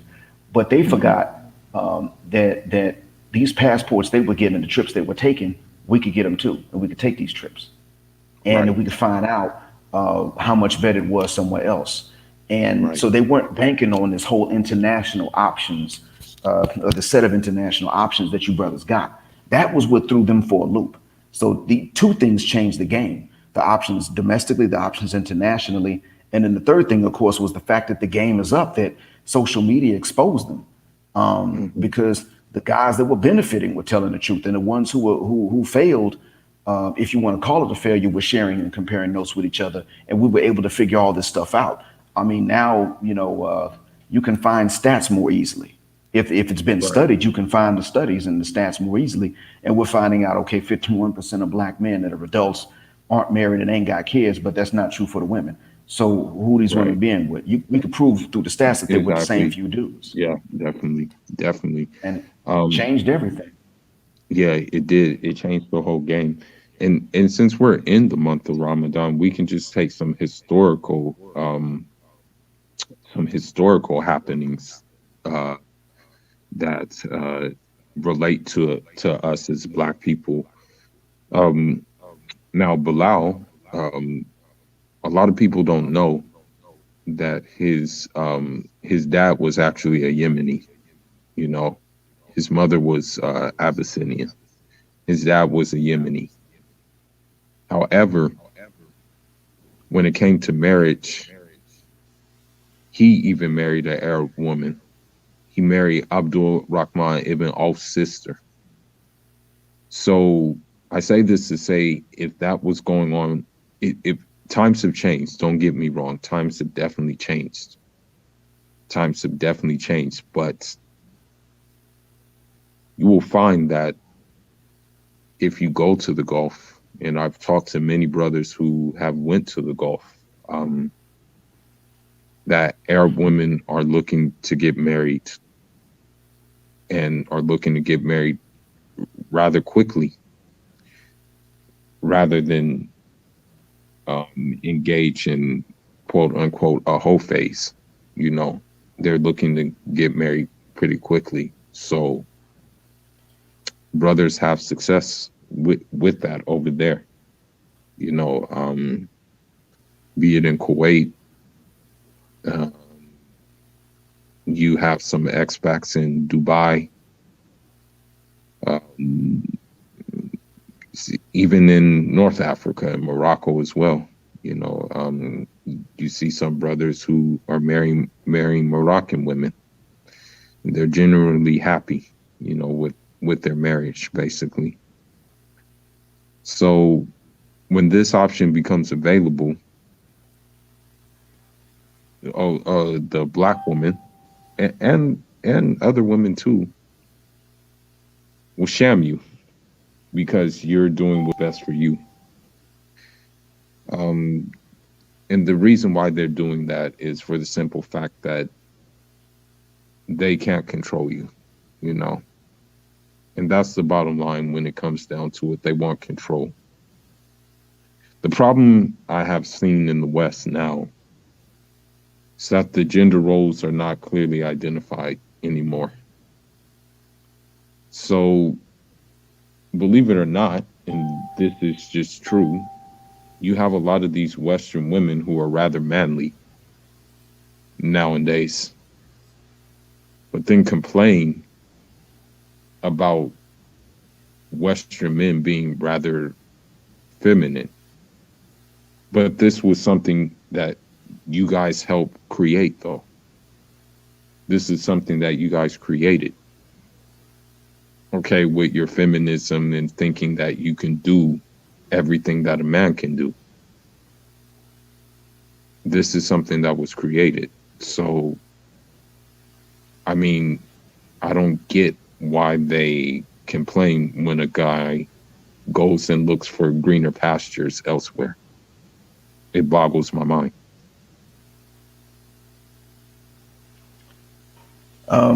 Well, they get upset about it because again, you're having options, and that's exactly what they didn't want from the beginning. They were looking to have a captive audience. They were raised with that idea in mind. Mom, grandmom prepared them as though they were going to have a captive audience, and these options mean that they don't get to. Options means they not only don't get to manipulate you, it means they don't even get to manipulate men that are more interested in them and maybe even desperate because, or would be desperate men because these men have options too. So it means they don't get to manipulate anyone at that point. And so then they have to resort to deception. They have to resort to deception at that point because if you have the options, the only way that doesn't matter is if you don't know that, and they have to resort to that. Well, they'll do that, of course, but deep down they understand what you don't know, which is that you got options, or what many of the men don't know. So while they're sitting up and acting like you don't really have options and you should just take what you can get, they understand that at some point you might find differently. that I mean, even the pressures under which they put you as men may lead to you finding out differently because they're going to want you to provide. I mean, most men are going to ask you to provide because you're not the super select F boy, you're not the CompuServe. Most men are not. So that means they're going to sit up and say, well, most men have to pay these non sexual things. Well, that means these men got to go out there and provide. And for these men to get out there and provide, they may wind up working in the military. I don't tell brothers to go into the military, but they may wind up working in the military and finding out what their options are. They may just, maybe they got to drive a truck and they go somewhere else and find out what their options are. But these men, by getting out into the world looking for their living, can wind up finding what the options are. Because see, these sisters have friends that are from other backgrounds, and they've seen the way that their friends might look at certain black men. And it's the same black men that they don't want right now, but they know that they're going to want later because their mom told them that's the kind of man you want to get when you in your 30s. They understand that. So they know the game, and they're upset that you figured it out. Um, and that's why it is that they get upset. They get upset about you leaving because the game is up. I mean, they've had a gravy train going, and you have pretty much taken the coal out of that gravy train at that point. You left. You That means you took your time, you took your resources. You're getting a better deal for you. That automatically means a worse deal for them because in their mind, you didn't deserve that good of a deal in the first place. They saw themselves as superior to you, Right. and uh, and so you turn around and became somebody else's equal after they were using the fact that you were inferior to someone else and even inferior to them as a way to try to keep you in the box and control you. So it's okay if you get out of that box as long as you're one of those jawline dudes that they just want to bone when they look at you. Right. But if you get out of that box and you start looking at other ladies that are looking at you as you are, and they're Right. appreciating what you already have good going for you, Right. then okay, at that point, see, that's the retirement plan getting up and walking off. Hmm. They're not going to say, well, I didn't put anything I didn't contribute anything into it. And Hmm. I was actually giving in exchange for nothing to somebody else. They're not going to say that. What they're going to do is they're going to say, well, I mean, dang, I mean, the retirement plan, the 401k just got transferred to somebody else. I was banking on that without having to put in. So if you think about it, I've used this analogy before, the candy store. And Right. you got the kid that goes in and he's disrespectful to the owner, but he walks out with the best candy and he doesn't pay for it. Then when you go Right. in, you buy the candy that's left. You know that it's not the candy that somebody else got, but you know you get overcharged. You think it's because of the location or that's yeah. You just think it's the location, and then you tend to then you realize no, it's not the location. The same candy was here. The deliveries are made. It's just that he's been giving the storekeeper's been giving that candy to the kid that goes in there and gets disrespectful because he's impressed by this kid's disrespect. And then Right. he turns around and charges us for the difference so that we have to pay for it. And then the candy store doesn't lose any of the profits like they're supposed to. Well, they gave the candy away for free. It doesn't mean they can charge us more and we don't have to pay it. So we're going to go and shop at the other candy store. Well, I hate to say it, but the ladies like the candy store. Right. And she's looking at you and saying, "Wait a minute, I wasn't banking on you going over there where you actually pay the market value for the candy. I was banking on me being able to give the best for free to this cat because it's fun and I don't have to wait and delay gratification, and then turning around and charging you for what was left, the same price as the top shelf candy. I was banking on that. Why are you leaving?" And so they come up with the gaslighting things about what kind of real man you're not, and who Right. hurt you, and your thing is Yeah. little, and Yeah. so Yes. Exactly. Exactly. Exactly. Exactly. Um, as a matter of fact, as sad as it is, the you know, there was one Eritrean sister who was actually talking uh talking to me. It wasn't even a romantic talk. or anything like that. It was nothing like that. But that same 37-year-old woman with two kids, um, and some American black women as well. You know, and mind you, I'm still quite young, but the Eritrean woman said, and this is not to big up me. This is not by any means to big up me. But she said, he's handsome. He's very handsome. 37-year-old said, "Do you need a microscope?" That's what she said. She said, "Do you need a microscope?" So when these jabs are thrown, when these like jabs are thrown, and a foreign woman does find you attractive, the Western woman is already threatened that their bread and butter is already, you know, that they'll be like, oh, if that dude gets wind of this, dang, there goes our meal ticket, you know. So as a result of that, they have painted the image that black dudes ain't shit. Um, excuse my language, astaghfirullah, Adim. That black dudes are lazy. Um, Black dudes don't provide. So they have bought into the stereotype already, and they have presented that stereotype to other women who may be interested in black dudes. But unfortunately, it's backfired because I guess they don't understand that in doing this, in saying these things, you actually spark the interest of that foreign woman to find out for herself if what they're saying is true. And when they find out that it's not true, it actually backfires on the woman who was presenting that information out. You know, I've seen it firsthand happen. That's one mystery that I myself haven't figured out. I'm glad because it gives you guys more options and you deserve it.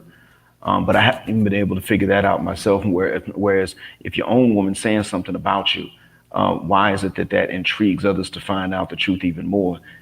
And the only thing I can think of to explain it, and it's just a guess, but the only thing I can think of to explain it is that they already know that sisters are lying. The Western sister is lying about it. They must already know she's lying. They must be able to see right through her, and then they want to know what are they hiding? Why is it that they don't want us to give a shot to the men that they themselves are discarding or that they're trying to put on the back burner, the back shelf, because they're showing up at work late because they gotta find someone to watch their baby. What about the dad? How come he's not able to do that? I mean, all of their fathers aren't dead, so who are they having these babies with? Maybe we shouldn't trust what they say. And there are these other single black men over here that we work with. There are these brothers at the job. They're single. They're available. So she's sitting up and talking bad about them, and she's paying for a worse guy. So that's the only thing I can think of. And y'all in the chat, tell me if that makes any sense. If there are ladies in the chat, you tell me what it is. Why is it that when sisters sit up and badmouth bras, that other women actually become more curious, as if they know the sisters are lying about this? What's going on? As I've seen the phenomena, I just myself haven't actually been able to explain. Black Curl says, "Oh, they know. They see black women complaining about black men in relationships while trying to steal non-black women's male counterparts." Okay, so what he's saying is that they see sisters complain about black men and then try to get the non-black men. Um, well, to piggyback off of that too, what they'll do too is, unfortunately, with a lot of these American black women, um, Like getting an African man has become somewhat of a fetish for them, like a European type ordeal. It's kind of going back to the days of colonialism where, you have this exotic African man, you know, who, like, white women especially have uh fetishes about. And the same thing happens with these American black women. But then when that African black man puts his foot down, that's where all the problems start. That's where I'm an independent woman starts. That's where I don't need a man starts. And that's where all those things come out. But initially, it was the fetish of having an African man or an exotic man in general that drove them to those men.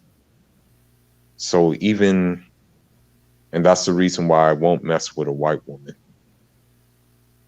It's because I know that 9 times out of 10 is based on a fetish. It's not based on anything else.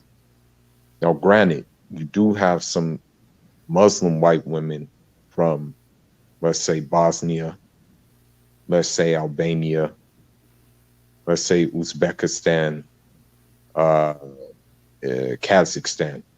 You do have them who are more into it for a sincere reason. Don't get it twisted, but they're few and far between out here.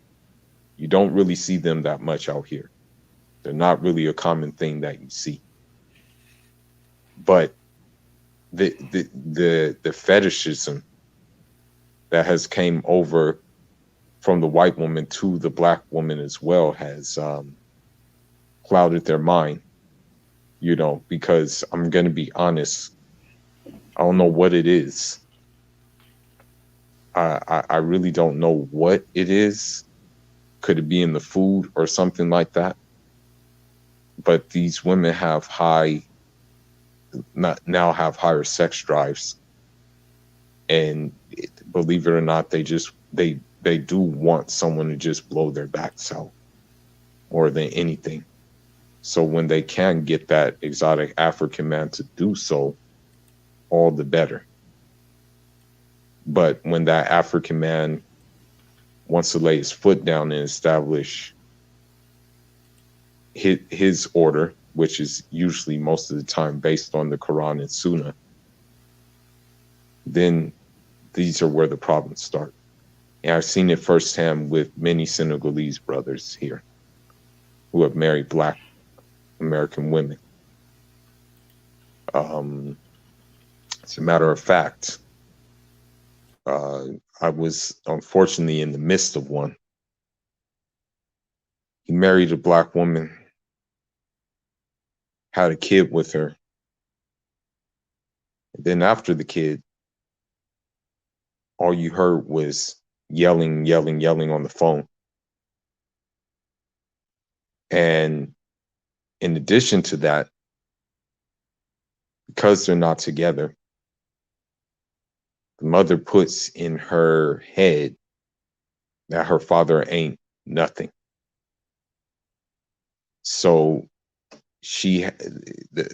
as a result, the daughter is rather unruly and rather rebellious.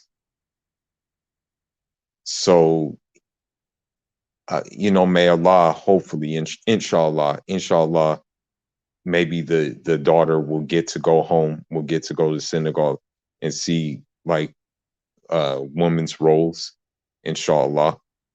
But if the dad doesn't get control of the daughter, then I don't see anything good coming out of that situation with the daughter. You know what I mean? I know what you mean, and I'm kind of pessimistic about it, but I'm not blaming the father for that. However, I'm pessimistic because of experiences, and if I understand why a lot of times when men from the continent do marry someone that's not from the same ethnicity as them, meaning the same tribe or language family, then it's usually someone from like another country or another part of the same country or maybe a Caribbean, depending on which nation. I understand why it is that a lot of times you'll hear about that more than you would, let's say, if they jump over one of their own to marry an African American woman. I mean, Nipsey Hussle's dad did that and he had regrets and he didn't Yeah, want Nipsey yeah, Hussle to go yeah. through the same thing. And as a matter of fact, Dahl his father actually married a Eritrean woman recently, and I was like, congratulations to him, because I said you deserve peace. You know what I mean? I say you deserve to have some peace and some closure in your life at this point. Um, and so yeah, he he he didn't want his son to do the same thing as him though. The first time around he was like, okay, well, I did it too. So I can't really like fault him for it. But the second time around he was trying his best not to have it happen. Second time around he was trying to get him a Eritrean woman. He succeeded with his older son, but he didn't succeed with Armius. Yeah. Yeah. And when you look at it, who did Ermias wind up with? Of all the African American women, who did Ermias wind up with? Uh, a half white Sophista Ratchet. Yes. Um, Yes, and exactly. Yes. before they got together, you might remember a magazine called King Magazine. Yes. It's no longer in print, but before they got together, she said on King Magazine that her first crush would have been Kane from that movie Menace to Society. But because O Dog pulled a gun and killed the Korean store owners, that became her Right. first crush. A two-dimensional gangster on the screen became her first Right. crush because Right. of the violence, the murder, the double murder he committed. Right. That's that hybristophilic nature coming out. And mind you, her dad wasn't like that. She must have picked that up from her mom and her mom's friends. And then later Right. on, Right. she had Lil Wayne's baby, and Nipsey got Right. to be stepdad to Lil Wayne's baby. And I Right. remember, we know Nipsey was into positivity as much as he Yeah. could be. Yeah. She said that she found his motivational tapes boring to listen to and corny. That's who he Right. wound up with because you see, some people would say, well, he should have chosen better. I would agree in this case because, as you said, his dad was trying to get him somebody from back home. So in He that he case, I was. could say, He definitely was. He definitely was. I can tell you without a shadow of a doubt that he was trying to get him someone from back home because I'm gonna be honest with you, he doesn't even like his first baby mother. You know, he exactly. doesn't like his first baby mother. So he definitely was trying to avoid that thing. And uh, I think we I think had he been around longer, this is just my guess. Um, this is just my guess in it. Is that he eventually would have been receptive to that, being that in his last days he was always asking about Eritrean food more than any other type of food. So I think it would have led to that because he would have been thinking like, well, since she can't make it, I might as well be with a woman who can make it, you know. I think it would have led to that. And that's just my guess. You know what I mean? Not only that, it probably would have eventually been, you know what, if I'm trying to build for black people, it's better if I build with, I mean, I'm going to get more support from someone as traditional than I'm going to get from you with your ghetto ratchetness. And I want to give a shout out to LOM again for this. See, and guys, I want y'all to understand something. I actually owe LOM an apology and I forgot about it until I just saw his comment. When I described Lauren London and what she wanted, he wrote in, then she's a Klingon bitch. And pardon my French, I'm just quoting him. And the thing was, when I first heard the term Klingon bitch years ago, now I remember I heard that term from LOM, but I didn't know I didn't know that he was talking about the hybristophilia. Somebody once said that it was used to mean black women, and I believed it at the time. This was almost a decade ago that this happened. I believed it at the time, and now I understand that. I guess maybe for 2 years now I've understood that that term was actually meant to denote the hybristophilic woman, not the black woman because she's black.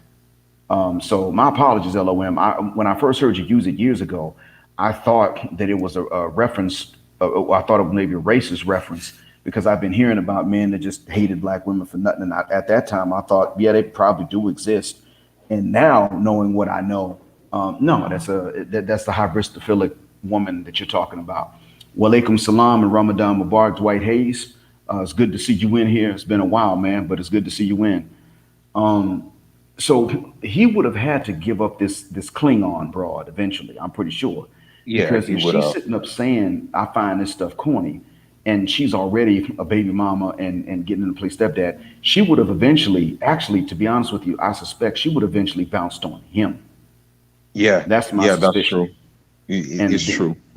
It's true. at, It's at that true. point, I think his dad would have stepped in and said, "Look, are you sure you don't want to get someone from back home?" Right. Um, Right. but Right. the thing is it's like this would have played itself out in a way that we've talked about before. It would not have been even that he would have looked and said, "Okay, well, I want somebody with a different grade of hair and a more exotic look." That wouldn't have been Yeah, it. yeah, Then it Lauren had London nothing was to do already with it. Yeah, exactly. and another thing that happened too. This is another thing that happened in regards to that is that the even with her there were issues, because of the simple fact that she was, for one, she was a mixed woman. So you had dark skinned women calling him a colorist and things like that. You also had dark skinned women even calling him African booty scratcher too. So you Hmm. had a contingent of women who even had a problem with that, with him being with her. Um, my thing was, it was just the fact of the matter is that, I didn't tell him this, because I can't dictate how a man moves, but my problem with it was the fact that, she's been around the industry more times than one. And so Hmm. that was my issue with it, you know. And so even when they did that photo shoot, the GQ photo shoot that they did, I even saw in that photo shoot that that wasn't him. That's something that he wouldn't do. That whole photo shoot that they did, that I said, nah, this isn't Ermias at all. This is something that she wanted to do. You know, this is something that I guess she wanted to show her girlfriends. Look at me and my man. You know what I mean? As a matter of fact, as a matter of fact, shout outs to Black Sam. He swept right in right away to make sure that she wasn't getting squat from that estate, which is why she bought another house somewhere else in the valley. The family knew Hmm. what was up. They knew what time it was. And truthfully speaking, Black Sam didn't mess with her either. The Okay. only one who messed with her really is the sister of the family. But Black Sam didn't mess with her. He didn't like her energy either. Yeah, I understand why. Yeah. Um, well, they knew something, and I remember you telling me before that they were able to figure something out that wasn't quite in place with her. And when I think about GQ, I mean, the first thing we understand is that GQ does not run in the same veins as, yeah, it doesn't run into the same vein as what she was looking for in a man. So it probably was something she wanted him to do just because he didn't want to do it because it wasn't his thing. Right. Because see, we know that when we're dealing with women that are like that have that mindset, they may actually agree with you about something, but they got to crap test you, and they have to assert their will. And I saw this even with 92 Octane that was educated and actually is generally a nice person. But I saw this with her. She's a friend of mine. She married a closer friend of mine, actually. And she's an attorney. Now, she's good in the courtroom, good at litigation, but she couldn't turn it off. She was too good at litigation. She couldn't turn off the litigator. So she drove my friend away, drove her husband away. She's that type that maybe less so now, but when she was younger, she had to argue even when she agreed with you. And that was something that's something I've seen even in other individuals. So I imagine that Lauren London probably said, well, if they offered you, if they called you about it, even though that's not your thing, yeah, you should go ahead and do it. I don't know, just try something new.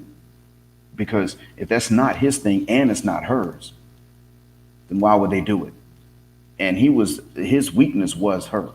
So I can't put anything else together, and I'm speculating on someone I don't know. I admit that, but I do know that this is a possibility because of the tendency. Even if I'm wrong about this individual, the tendency, the pattern is that these wicked witches of the West generally just they want to be able to get the guy to do what he's not planning on doing anyway.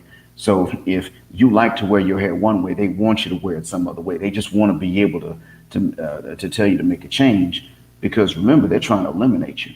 And if they can get you to do too many things they want you to do, then they can say you don't have a backbone and they bounce because of that. And that's what these hybristophilic Klingon broads are doing. That's one of their motives, even if they don't realize it. But I think they do. I'm glad to see that somebody stepped in and saw that she didn't get stuff out the estate. I hate to say it. It's not because she's cute. She didn't want to be with me, like what these sisters are going to say. I never knew. I never Yeah, met yeah, her. exactly. It's Exactly. just, it's just the fact is that there are ladies out there that would have been more deserving of this, and she just ain't one Right. of them. Right. Right. And if she would have never acted in such a way as to be deserving, she would have said that was corny. So Yeah, what it right. takes to deserve that, what is exactly what she would not have been willing to do. I mean, I have to ask myself, would Well, she have willing even been with Ermias if she didn't already have Lil Wayne's baby? exactly. Yeah, we have to ask ourselves that if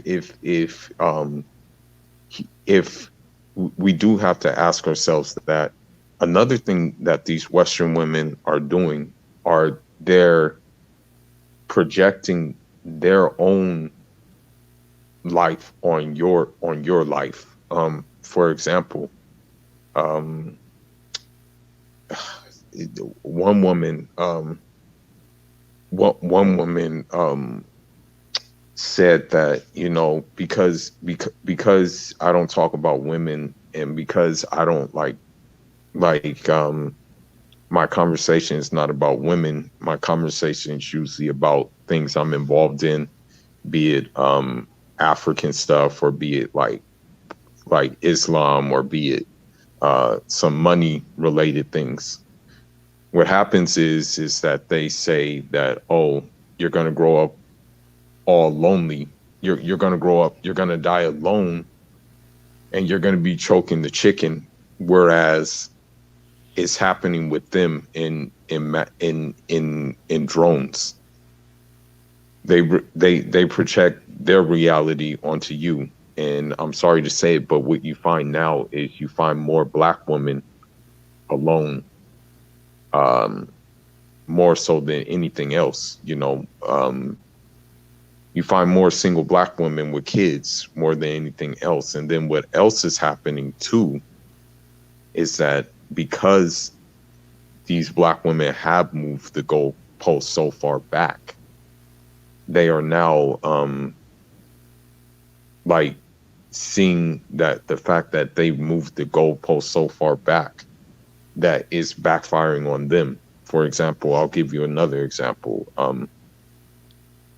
There was one sister, you know, and I'm going to keep her anonymous, but she had to have an alum and a six-figure guy in order for her to entertain that guy. Now, there was a brother who was interested in marrying her, wasn't an alum, but still made a good living, still took care of his responsibilities, still did what he needed to do. She said no to him because he wasn't that six-figure guy and wasn't an alum. As we fast forward, this sister is 40, never been married, and there's no prospects in her being married because of what she put out, you know. So when they threaten you with that, oh, you're going to grow up lonely and stuff like that, they're only saying that because of the simple fact that they're growing up lonely and with as either A, single parents, or B, not having any spouses at all and not having any kids at all. You know, that's what's happening as well. There's a friend, not even Western actually, but there's a friend of my wife who's from the north of the continent. Generally an agreeable person, well educated, of course, because she's also teaching English, and she's from a French-speaking country, but she's teaching English. To show you what she's had to do to get that skill, even more so than I had to. I want to be fair and give her credit where it's due. But as you can imagine, she's in her 30s still looking, and I don't mind helping her look. But the thing is that a lot of the guys I know, a lot of the brothers that are not already married are looking for someone younger. The Right. ones that would look to marry someone her age are already married, and she's not willing to be a second wife, let alone third or fourth to anybody. Right. And so the second to last trip that we took to Medina, she also got the visa to go. So because it was the winter break, and so Right. she traveled part of the way with us. Right. And what I remember is that we were when we left Medina, she traveled part of the way back with us as well. I'm sorry, no, she traveled part of the way back with us as well to from Medina going back to work. And she had lived in Medina a long time ago, and she had even taught there after she finished her education. So what she did was she apparently got a message from a colleague that she used to work with when she taught in Medina, and he wanted to marry her. She got a message from him again years later, and she happened to be there on a visit. So she agreed to meet with him somewhere. Of course, it had to be in public by law, but she was traveling with us on the way back, and she said, "I can't just force myself to marry someone that I'm not drawn to," and that was Mm-hmm. cool. But at the end Mm-hmm. of the day, it came down. We had a discussion. I had to tell her, look, for all that you have working for you, what you have working against you is that the guys are going to want exactly the opposite of what you do. Right. At your age, you want to be the first and only, well, at least let's say the only wife. Mm-hmm. At your age, these men who are not already married aren't going to go for you. They're going to go for someone younger, even if the men are older. Right. So there's going to be this contest of wills, and you're not going to shake these men from that. Right. So you can be somebody's other wife. It doesn't mean he's going to treat you bad, but you still will have to share him, or you can stay by yourself because the guys that aren't married are going to continue looking for someone younger, especially if Right. they've never been married. and those are Right. your options. So, I mean, we had to tell her that. And of course, there was an American sister from the Northeast coast that was riding with us as well, works with us. And she started she had a whole lot to say about what men want. Hmm. But she also was in a similar scenario. I don't Right. know her age, but she's up there compared to what most men want. So I'm simply saying that even when this mindset gets into other nations, it has the same effect on them. And yeah, they're going to sit up and say this about you, or you just going to be choking your chicken. Well, I mean, you're fasting. You know how the libido drops when you fast, and I'm sure Ramadan's not the only time that you ever fasted. So No, that no, definitely mechanism not. Definitely not. Nah, so you definitely have not. experience with how that drops the libido. That Right. mechanism works for us as men. That fasting does not do that for women until they approach dangerous levels of starvation. Just Right. regular fasting doesn't drop the libido in many cases, it raises it. Right. Right. So in reality, we have a mechanism that a lot of people may not know about it, but we Muslims know from experience what happens. Right. But it's the ladies that don't have that mechanism if they even know about it in the first place. And I could tell you years ago when I still lived in Atlanta and I was married, I went into this shop just for some regular birth control because they sell that at the very front of the door. You don't have to see all the extra nasty stuff that's further away from the front desk and in the back. But just your regular run of the mill birth control is up there at the front, and they've got plenty of it. So what the pharmacy doesn't have, they got these illicit shops. But what I saw on the camera behind the cashier, the cameras are all in they're all in the place, but the television to which the cameras feed was up at the front where the cashiers can see it. And what I Right. saw on the screen, it was several sisters that were in the back, and they were Hmm. trying out these artificial things with the batteries. Right. Right. Sisters Exactly. in Yeah. Atlanta with jobs with money. And so Right. they're the ones that are sitting up living alone and having to do this to Right. calm their Right. nerves, so to speak. That's Right. them that got to Right. do it. And the Right. funny thing Right. is, they will travel to Jamaica to get it and pay for it. They will go Yes. into a shop and pay for the artificial one. They'll do Yeah. all of these things, but when it comes to the real live one attached to a real man that they actually want, all of a sudden their standards go up Right. and they wouldn't pay a dime, but they want you to turn around and pay them thousands. So Right.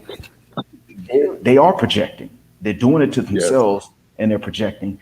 Now, when And let me. somebody consistently projects, they know what they're doing. If they do it Yeah. once or twice, it may be subconscious. But when it's consistent like this, they talk about well, you driving the women away and you're gonna be choking your chicken and Hmm. everything they say about you is actually about them, then they know they're Yeah. doing it. It's Yes. intentional. Now, even to piggyback off of your comment about about men wanting a younger woman, to piggyback off of that, one of my teachers, may Allah preserve him, he actually gave me a book from one of the scholars in which we take our dean from, who happened to, his name is Abdullahi Danfodio. May Allah have mercy on him. He said when looking for a wife, he said when looking for a woman, you should look for a young and fertile woman. So if a scholar is saying this, who's learned in who's Hafiz of Quran, master of Arabic grammar, wrote a 4,444 line poem, memorized the whole dictionary. If he's saying that you should look for a younger, fertile woman, we're who are we to say, nah, where I'm not gonna want a younger woman or anything like that. But the other issue happens with the women of the West saying that, oh, you can't get a woman your own age, you can't handle a mature woman. That's what the other card that is flipped. I'm gonna give you an example. Um, there was one woman. She was non-Muslim woman, but I wasn't really entertaining her because I was just there to do my training. You know, I was just there to train on the track. I had a coach. I used to do hurdles. You know, most of the time I was involved in the 110 hurdles and the 400 hurdles, high hurdles. Or I mean the 110 high hurdles, 400 intermediate hurdles. He had the coach had a girl who was younger than me. Mind you, this younger girl showed interest in me. As a matter of fact, days I didn't show up to practice, she would ask the coach, "Where is he at right now? Where is he? What is he doing right now? Why isn't he at practice?" Um, word got around. Word got around, and so one single mother said, "You can't get a woman your own age. You have to go for younger women." Now, mind you, I wasn't even going for her, but the fact of the matter is, if that option was there, I could have went for that option. And what I'm trying to get at is the younger women are naturally going to be attracted to older men as a general rule, especially if the younger woman is open to getting molded by that older man. But unfortunately, because of the whole pedophile and the pedophilia and things like that, Black women especially will have something against you doing that, you know? If it really is a concern about that, about pedophilia, okay, that's fine as long as that's really a legitimate concern. But then that means that we have to go by the actual definition. And pedophilia is not it's not the love of necessarily youthful adulthood. It is when you want someone that is a kid, someone specifically someone that hasn't gone through puberty. That's actually pedophilia, and that is sick and disgusting. But women will go after these young dudes when these women get older and their appetites naturally increase, which is normal. It's natural. Right, These same ladies will go after younger dudes, but they'll say, "Well, that's okay," and we have to stop and think right, about it. They're right, dehumanizing the men by creating this double standard for themselves. Well, right. if you go after the woman when she's younger, you're taking advantage. But if I go after the dude when he's younger, I'm doing him a favor. Exactly. Exactly. Exactly right. That's Exactly who, right. and we have That's to what's call them on happening. that. We Yeah, got to call them exactly on right. that. We got to say to them, Exactly right. number one, if your concern is really pedophilia, then well, that's a legitimate concern, but you must not know what it actually is, because that's the love of children, and that's disgusting to anybody. And Right. secondly, if it's okay for me to marry a younger woman, then how is it that she's not taking advantage of me? You must think I'm less human right off the bat, and that's not okay. Exactly. And so we got to Exactly. start calling them out on that. But the other thing too is, I mean, as we've said, see, they always like to project. Well, this is when we turn the projections around on them and just start saying to them straight up, "You're just upset because you can't compete." Yeah, And that's just it. That's just it. Even my dad, Rahmatullah, he said to me, if you come back home, I have 18-year-old who's very fertile, young virgin for you. Um, Now, granted, a Western woman would look at this and be like, "Oh, well, you're just looking at her as an object. You're not looking at her as a human being. You're not looking at her as a quote unquote divine feminine."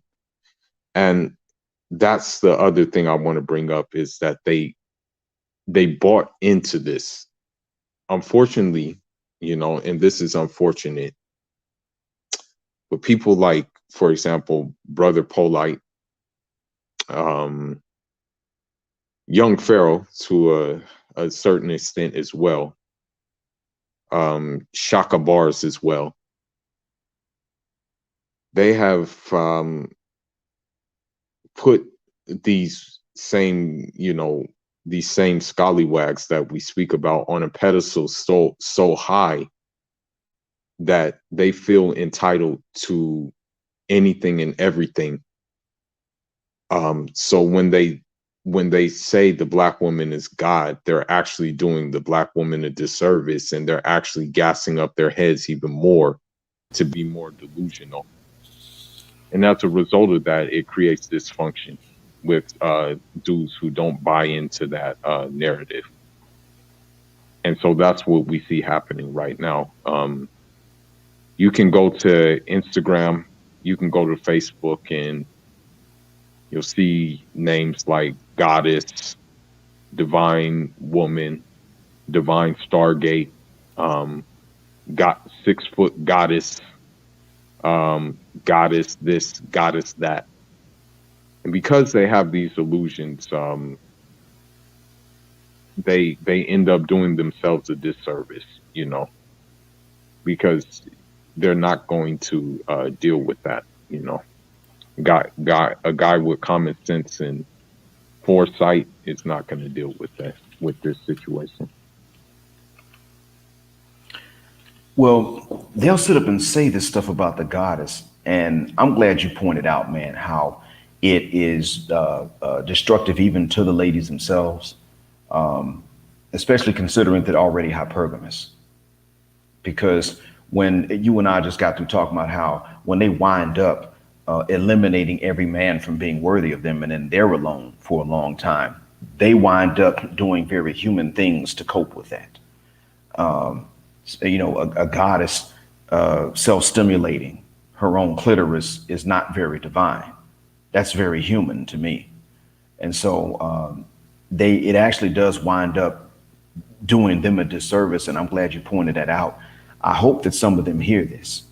But the funny thing is that they'll talk about the original black woman, goddess, queen, earth, mother, all that. When they go back to Africa to find that original black woman, even if she's engaged in ancestor worship, she does not call herself a goddess. So they can't even sit up and say that started back in the motherland. They can't say that it started back on our home continent. It didn't. It didn't. There's the one that we heard from Africa call or referred to himself as a god was the Pharaoh at the time of Musa alayhi salam. And well, he drowned like a human being because he couldn't swim. We saw what happened with him. Exactly. Truthfully speaking, these ideas, I don't know where they got them from, but most, even in African spirituality, were monotheism, especially even before, for example, my tribe, the Fulbe. Before we found Islam, we worshipped a divine overseer of everything. We called them Gino, but again, it was monotheism. Mm-hmm. If you go a little bit further to even ancient Egypt, Sheikh Anta Diop, Rahmatullah alayhi, he actually dispelled this myth of Ma'at and Isis, and he dispelled this myth.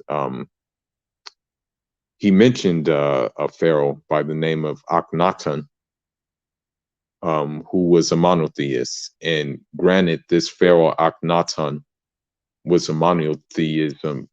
into monotheism before Jesus alayhi salam was even walking this earth. So to say that like Africans were just doing ancestor worship and things like that is very, very, very disrespectful when you had a pharaoh who was a monotheist before even Jesus alayhi salam came on the scene. You know what I mean? But they don't want to acknowledge, the work that Sheikh Anta Diop did, As a matter of fact, when they go on their campaigns against Islam and stuff like that, and just go on their campaigns against gender roles, I find that most of their sources come from Western sources in who they claim that they hate. you know, uh, quote unquote, their oppressors, you know.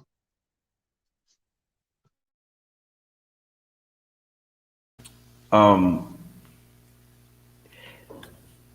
Here's the thing about them calling themselves these names, calling themselves gods and goddesses. And I'll be the first to admit that I don't necessarily know what everybody believes in every region of the continent. I admit that some people may have been told, some people may have been described to me as worshiping ancestors, and in reality, they're not. So I will admit to any error that I find if that's the case. If I have thought that somebody was worshiping ancestors and they weren't, then I'm certainly sorry for saying that they did, if that's not what they were doing. But for the ones who actually told me that they would talk to ancestors or ask ancestors for guidance, even if they don't think that that's worship, even they would not sit up and describe themselves as gods or goddesses. They would say to you, as a matter of fact, they were some of those who would tell African Americans at my job, "Oh, we're very human," because we work with some South Africans. And sometimes some of the more conscious non-Muslim African Americans might look to them as some sort of example, and they would say, "No, we're very human. We swear. We got problems with crime in our country." They would say all of this. So they would admit to their own humanity, even if they themselves would tell you that they call on ancestors for guidance or something like that. And so when you get that, that means we can't use any kind of Africanism to justify the worship of a human being. It's not something we could pull off. And even the ancestors that they may worship or just call on for guidance, whatever the case is, even those ancestors, when they were alive, would have said, "I'm not God, I'm just a person." And so the hoteps that are talking is really, I'd have to call them no-teps. And I'm glad that Sheikh Anta Diop covered Akhenaten like he did. Akhenaten was the one that took Egypt, and he made monotheism the official faith of the state of ancient Kemet at that time. He did that. And the thing is that when he became monotheistic, even though he didn't dissolve the priesthood and he didn't dissolve the temples, he just rededicated them. And that meant nobody lost their bread and butter or anything like that. But when he did it, they still, when he passed away, went right back. When his son took over, Tutankhamun, at some point his son went right back to the polytheism, and that's just what they were comfortable with.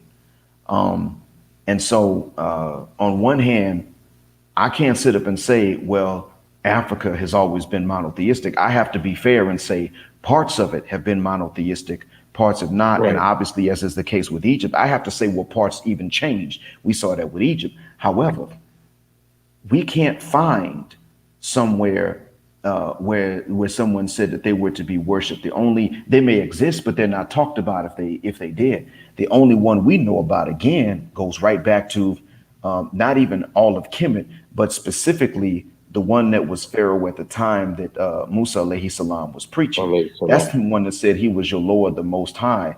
And well, as we know, I mean, a human being can swim and he couldn't. So Yeah. that would call into to question even his humanity, let alone his divinity.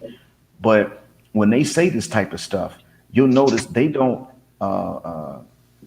You'll notice that they'll say this, and then only one group will sit up and say that the black man is God. There's only one group that says that, but you got several people that'll say that the black woman is the goddess and Queen Mother Earth and all of this good stuff. And I've noticed that same thing. You don't have many black men calling themselves, no, I take it back. You have about a medium amount of black men who call themselves God. Some will, You do some won't. have to. They do exist, but when I think about it, I have seen much more. I've seen a higher number, higher frequency of ladies calling themselves goddess this and divine that. One of them, you mentioned her name, and I forgot what it is. I think it was Ayana. I had to make reference to her before because she got on TV she got on camera one time trying to justify high Bristophilia, calling them alphas and saying that maybe you're just not alpha enough. She was going right into that same thing, trying to justify that. And that's not something that you're supposed to do if you were God. because I mean, if you're really a goddess, you don't need a human being to defend you. So you're not really looking for the capacity for violence the same way that a lady might feel she has to look for it if she's going to be in a violent situation. So it's all kinds of loss, and that's the thing. This is also part of why it is that this is what I was going to get into. This is one of the reasons why you bruhs got options that she's not going to have. It's that attitude. People can log in even from here. They can get on Facebook and see that there's some sister calling herself goddess or divine, this, that, or the other. And if they speak English, they know what it is. So they can see that attitude. They can see the vast difference between the black man and the Western black woman. They can see it just as plain as day. You and I are the egalitarians. We don't want to oppress the women. We don't want to harm them. We just want to be able to do our job and even to them, do right by them without necessarily submitting to them, which they don't even want themselves. We're trying to do that. That's our interest. And staying together with them is our interest. And we're even very egalitarian about that. And what she wants is to be worshiped narcissistically and never held to account. Right. And people can see that. And so even though they may phenotypically just not really want the black woman, or they can't admit it if they do, even though that's the phenotypical thing, when it comes to contempt and looking down on someone as being psychologically unfit, that's something that they really, that's something that they ascribe to, not the black woman, but the Western black woman. They are looking at specifically the Western woman in general as having an attitude problem. And the Western black woman is depicted as having an even worse attitude problem than the Karen and the Becky. And that's why they may shun the Western woman, period. But if they're going to get one, they're going to get Karen, the Becky, and Amber before they ever get Sophista Ratchet, Sapphire. That's the reason for it. Right. I mean, You're right. And that's not, even though these other non-black men might have a phenotypical bias, typical of the colorism that sisters are talking about, that may exist amongst them. That may very well be true. But when it comes down to the attitude that makes them run, that ain't got nothing to do with phenotype. And so sisters are going to have to, they don't really, I'm not even going to say they got to understand. They don't want to, they're not going to. You brothers got to understand the advantage that you got.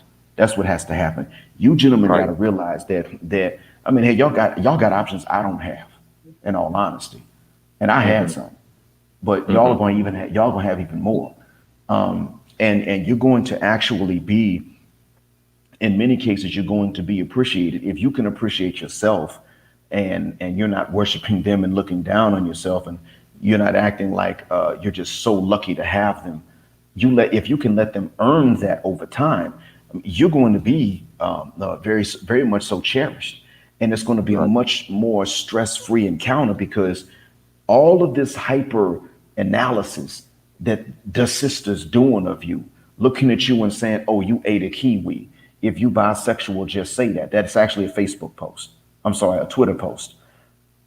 That if you're eating a kiwi, why don't you just come out and say that you're bisexual? And Professor Tia-San Johnson has a post on Facebook just about the different ways that women try to deduce that a man is into other men. Like going by what he drinks, what he eats, if he eats breakfast, things like that. Before you know it, in another decade, a bipedal walking black man is going to be suspect. They're going to want the one that walks on his knuckles. You got to go to the zoo to see that. And that's not a man. And they're going to be sitting at the zoo talking about, that's the only one man enough for me. And so what I'm saying is that when you guys go abroad, all that over analysis and trying to read too much into you, the fact is that you're going to lose all of that. Whether you're going for the non-Western black woman, or whether you're going for, let's say, just another non-white woman, that's lost. If you ain't her type, she's not even going to blame you for that. Okay, you're not her type. She doesn't hold that against you like there's something wrong with you. She's just like, well, no, my type is just another type. So the respect is going to be there even when you ain't her an individual's cup of tea, and vice versa. And so it's like, it's just so much better for you dudes. And even in terms of like their overall maturity, if you have to work with them, if you're going to have the type of friendship you would have with a good coworker, as an example, just when you do have to be around them, it's generally going to be a much better experience because they still have to grow up somewhat. They still have to mature and Right. become an adult woman psychologically. And Right. we've already seen Karen, Becky, and Amber don't have to do that, and they done Right. taught Sophista Ratchet and Sapphire and Boom Shika, and so you see that Boom Shika, you notice, has never, or I should say, just the Wicked Witch of the West in general, has never had to grow up, and that's why they get Right. around you and Right. act extra Right. childish. Right. Right. They do Right. that. And again, another thing too, is that the way that Islam factors all into this, and the way that Islam factors into blackness and black families is, a lot of times they won't tell you, like the Prophet Muhammad alayhi salatu salam, at one time or another, the Prophet Muhammad alayhi salatu salam, he had braids. I was asking my friend, okay, well, what kind of braids did he have? You know, and he said, well, the braids that Iverson had, his hair probably looked like that. Another credible scholar, said the Prophet alayhi salatu salam also wore what we call a wave cap as well. And this is coming from a credible scholar. Um, in addition to that, one of I belong to, my family, they were from this brotherhood. And I, of course, being from my family, belong to the same brotherhood, called the Mori Brotherhood. And, Sheikh Ahmed Ubamba, Rahmatullah alayh, they'll never tell you he was the most prolific writer in Islam and that he wrote 7 tons of writing with his own hands. You know, they'll never tell you these things. Now, how that factors into like black families is the simple fact that, Islam, is all about that family structure. The other problem is that when a man wants to be, for example, and can't afford to be polygamous, rather than a woman accepting that, they would accept that same man to be homosexual. As a matter of fact, there was a post on Instagram the other day, which I found disturbing, that there was a guy who was there was a black man who I believe he had on high heels and he was on a stripper pole. Now, I didn't expect to hear this, but I heard this. A black woman was in the background saying, "Oh, that was bomb." So rather, so I guess they want to have their cake and to eat it too. They want men to be not men, but at the same time, they want them to be men. You kind of understand what I'm talking about? You get what I'm trying to say? Yeah, it's a catch-22, but I do get it. They want you to be men, but then they also want you to they want you to be men around everybody else, and then turn around and be soft with them. Yeah, I think that's what's happening because I see that and this was actually a surprise to me too. And this made me disqualify this sister.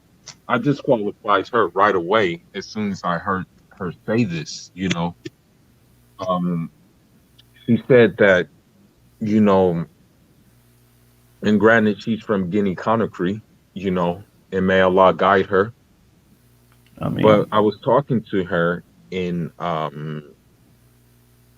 she said that there's nothing wrong with, you know, Africans being LGBT or transgender. When I heard that, I wanted to bring up some of the hadith, that were mentioned more times than one about this. but I decided to leave it alone because I didn't want to.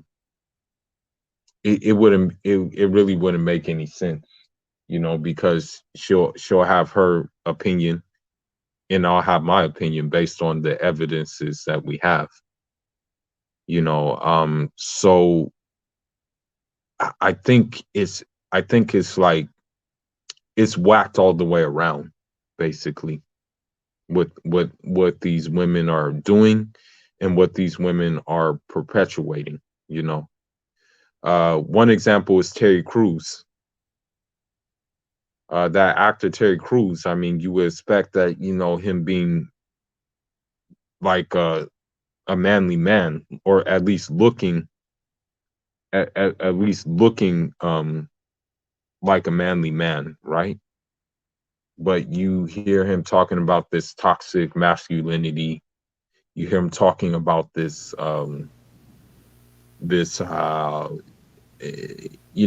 things. And I'm going to say one more thing. I don't want to sound long-winded, but you have to even look at the Sahaba, radiyallahu an ijma'in. The Sahaba loved women. Umar loved women. I think Umar, I'm not quite sure how many kids he had, but he had double-digit kids. I think Ali ibn Abi Talib, rahmatullah alayhi, he loved women as well. So if they loved women, and they're the best people to ever walk this earth, is it a crime for us to love women? Not to love them, no. We love them even when they don't love themselves. And that's certainly not a wrong thing to do. They love them. We love them. It's a natural and normal thing. But we're just dealing with an unnatural situation in which they've turned and they've weaponized this interest, despite their own interest in us, which is mutual. We're just dealing with a scenario in which they've weaponized our interest in them because they also want to obey their materialism and their hypergamy. And they also have these other concerns that may go that can conflict with their interest in a particular man. They have the hive mind, and so they're judging the same men the same way. And we know about their materialism, and we know about their hypergamy, and they have pretty much surrendered to all of these instincts, even when they compete with each other. What they said is, we will exercise absolutely no self-restraint, and we will make no difficult decisions in life. We will not choose between the things that we want in men. You're going to have everything, while telling us that we're going to have to choose between the things we want in them, even when they're not mutually exclusive to begin with, such as looking good and having a good attitude. They're pretty much saying we're not going to do both of those at the same time. If you want us to have a nice attitude, then maybe if we have a car wreck and lose a leg or lose our breast or something like that, then yeah, we'll have a good attitude. But right now, while we're nice to look at and fine, no, we're going to have an up attitude, and you're just going to have to deal with it. Right. And so the Sahaba, I would say that they handled it the right way. Unfortunately, the situation was not as toxic as it is now. And even then, they had to deal with a little bit of foolishness every so often. Right. There was a time there was a time when Muhammad Sallallahu Alaihi Wasallam was about to marry a young lady, and his other wives, his pre-existing wives, were getting her ready after the wedding. During the walima, they were getting her ready, and they said to her, when he comes to you, say "A'udhu billahi mink," seek Allah's refuge from him, and he will love you even more. Mm-hmm. So when the walima was over and he went and they were alone together, she said to him, "I seek Allah's refuge from you." And of course, she said this to a prophet. So he went ahead and left her alone and granted her the divorce without consummation and sent her back to her people. Right. So his wives ruined that marriage, and there was no penalty for them. And so the thing is that a lot of times a lot of times scholars today, or rather milkshakes, will sit up and say that the games they play are part of their nature and they can't help it and you just have to Right, deal right. with it. But the thing is, he had the option to divorce his other wives. He just didn't. He And didn't. so and that was nice of him. But this is not necessarily something, it's not a reason for these imams now to get up behind the pulpit and sit up and say to us, you men need to step it up and let ratchet women off the hook. Because we men Right, come in a variety. We come good, bad, and in between. But what we're dealing right, with is a scenario in which the women, at least in the West, even in the Muslim community, are pretty much coming not as a major variety. They're coming mostly as a majority that's bad, a minority that's good, and hmm the minority has to hide themselves, which hmm is evidenced by the fact that these imams are getting up and saying what they're saying. They know that they understand that what they're saying is off balance, but they also know they hmm can't get away with it. right, And so we today we would have to do it a little bit differently because if we don't, they're going to continue to play the same games and they're going to pass them on. And then if we do have any sons, they're going to have the same thing. And at some point, and this is one of the last things I'm going to say before I go off because we got to eat sahur here. At some point, and this is where fasting comes in. This is the best month to do it. Men in general, well, Western black men, are going to have to learn fasting and whatever else is going to curb the libido in addition to the options that we already have abroad, which is good. And this is something I mean, it's good to have the options. But in addition to that, we are going to have to learn something that's going to lower the libido. We're already producing less testosterone as an adaptation to the dangers in the environment. But we're going to right, have to learn fasting or whatever else is going to lower the libido because there's going to come a day when these ladies start petitioning the governments so that we cannot get passports, so that we cannot leave without their permission. And yeah, they're going to. That day is going to come. If they can get it, politically speaking, they're going to do it because they've already done this here in the Gulf. They've already made it to where younger men can travel, but they can't marry from outside that easily. And they did that hmm so that they could protect the dowry amounts that they got. hmm Because the men here had options, and the ladies were able to petition a particular government and take that option away. And the men just recently started to get that option back. hmm So we will go. We're going to have to be careful. Y'all got options, brothers. Before I go, I'm gonna say this: y'all got options, and I'm glad you do. Sisters ain't got these same options, and that's great. Do not let that give you a false sense of security that you don't have to still find a way to lower and control the libido like dramatically, because as long as you as long as you have it to where you think you cannot control it, then they're going to weaponize that against you, and they're not going to stop trying to weaponize it against you ever at any point until they find it's just not there. And so, that being said, you got any last words for us, Fullaman? No, but Jazakallah Khair for doing this live stream.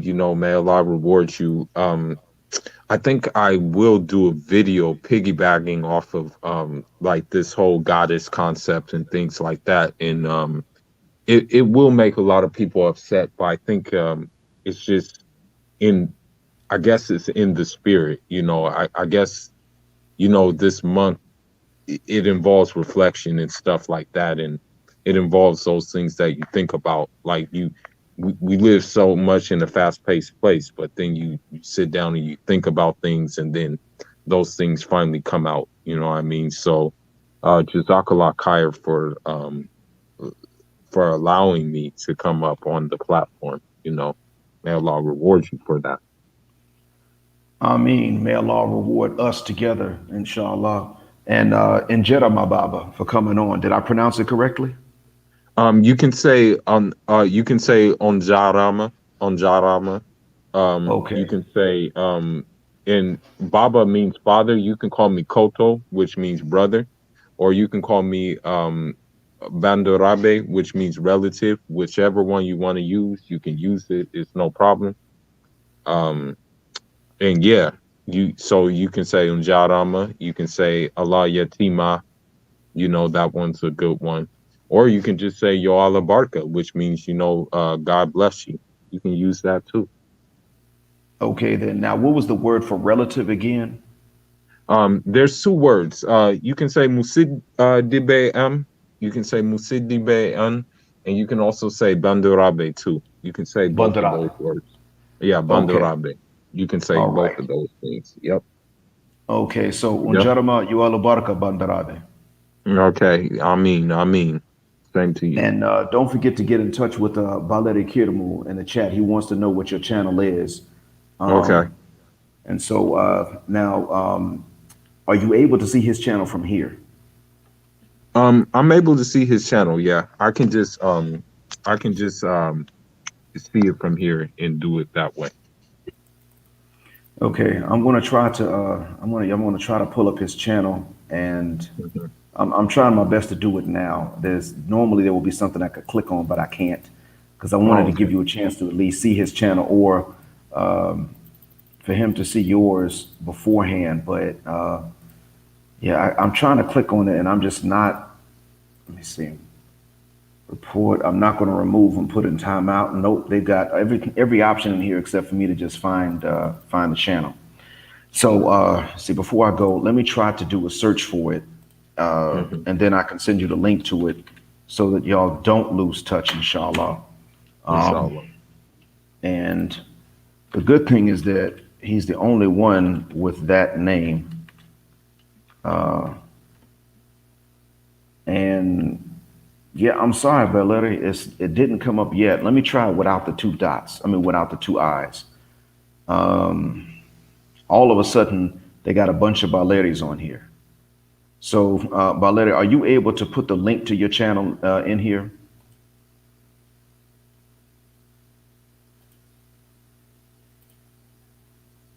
And also, Fuller, are you able to put the link to your channel in here? I can't write the comments right here, but I can give you the name of my channel on here. I can put it in the private chat. Okay, all right. Go ahead and give the Mhm. name of it, and I'll put it in. Yeah, I just gave the name Uh-huh. right there. Okay, gotcha. All right, and I'm going to put it into the comments, and then I'm going to use that search term. Hold on, I might get I may get the link.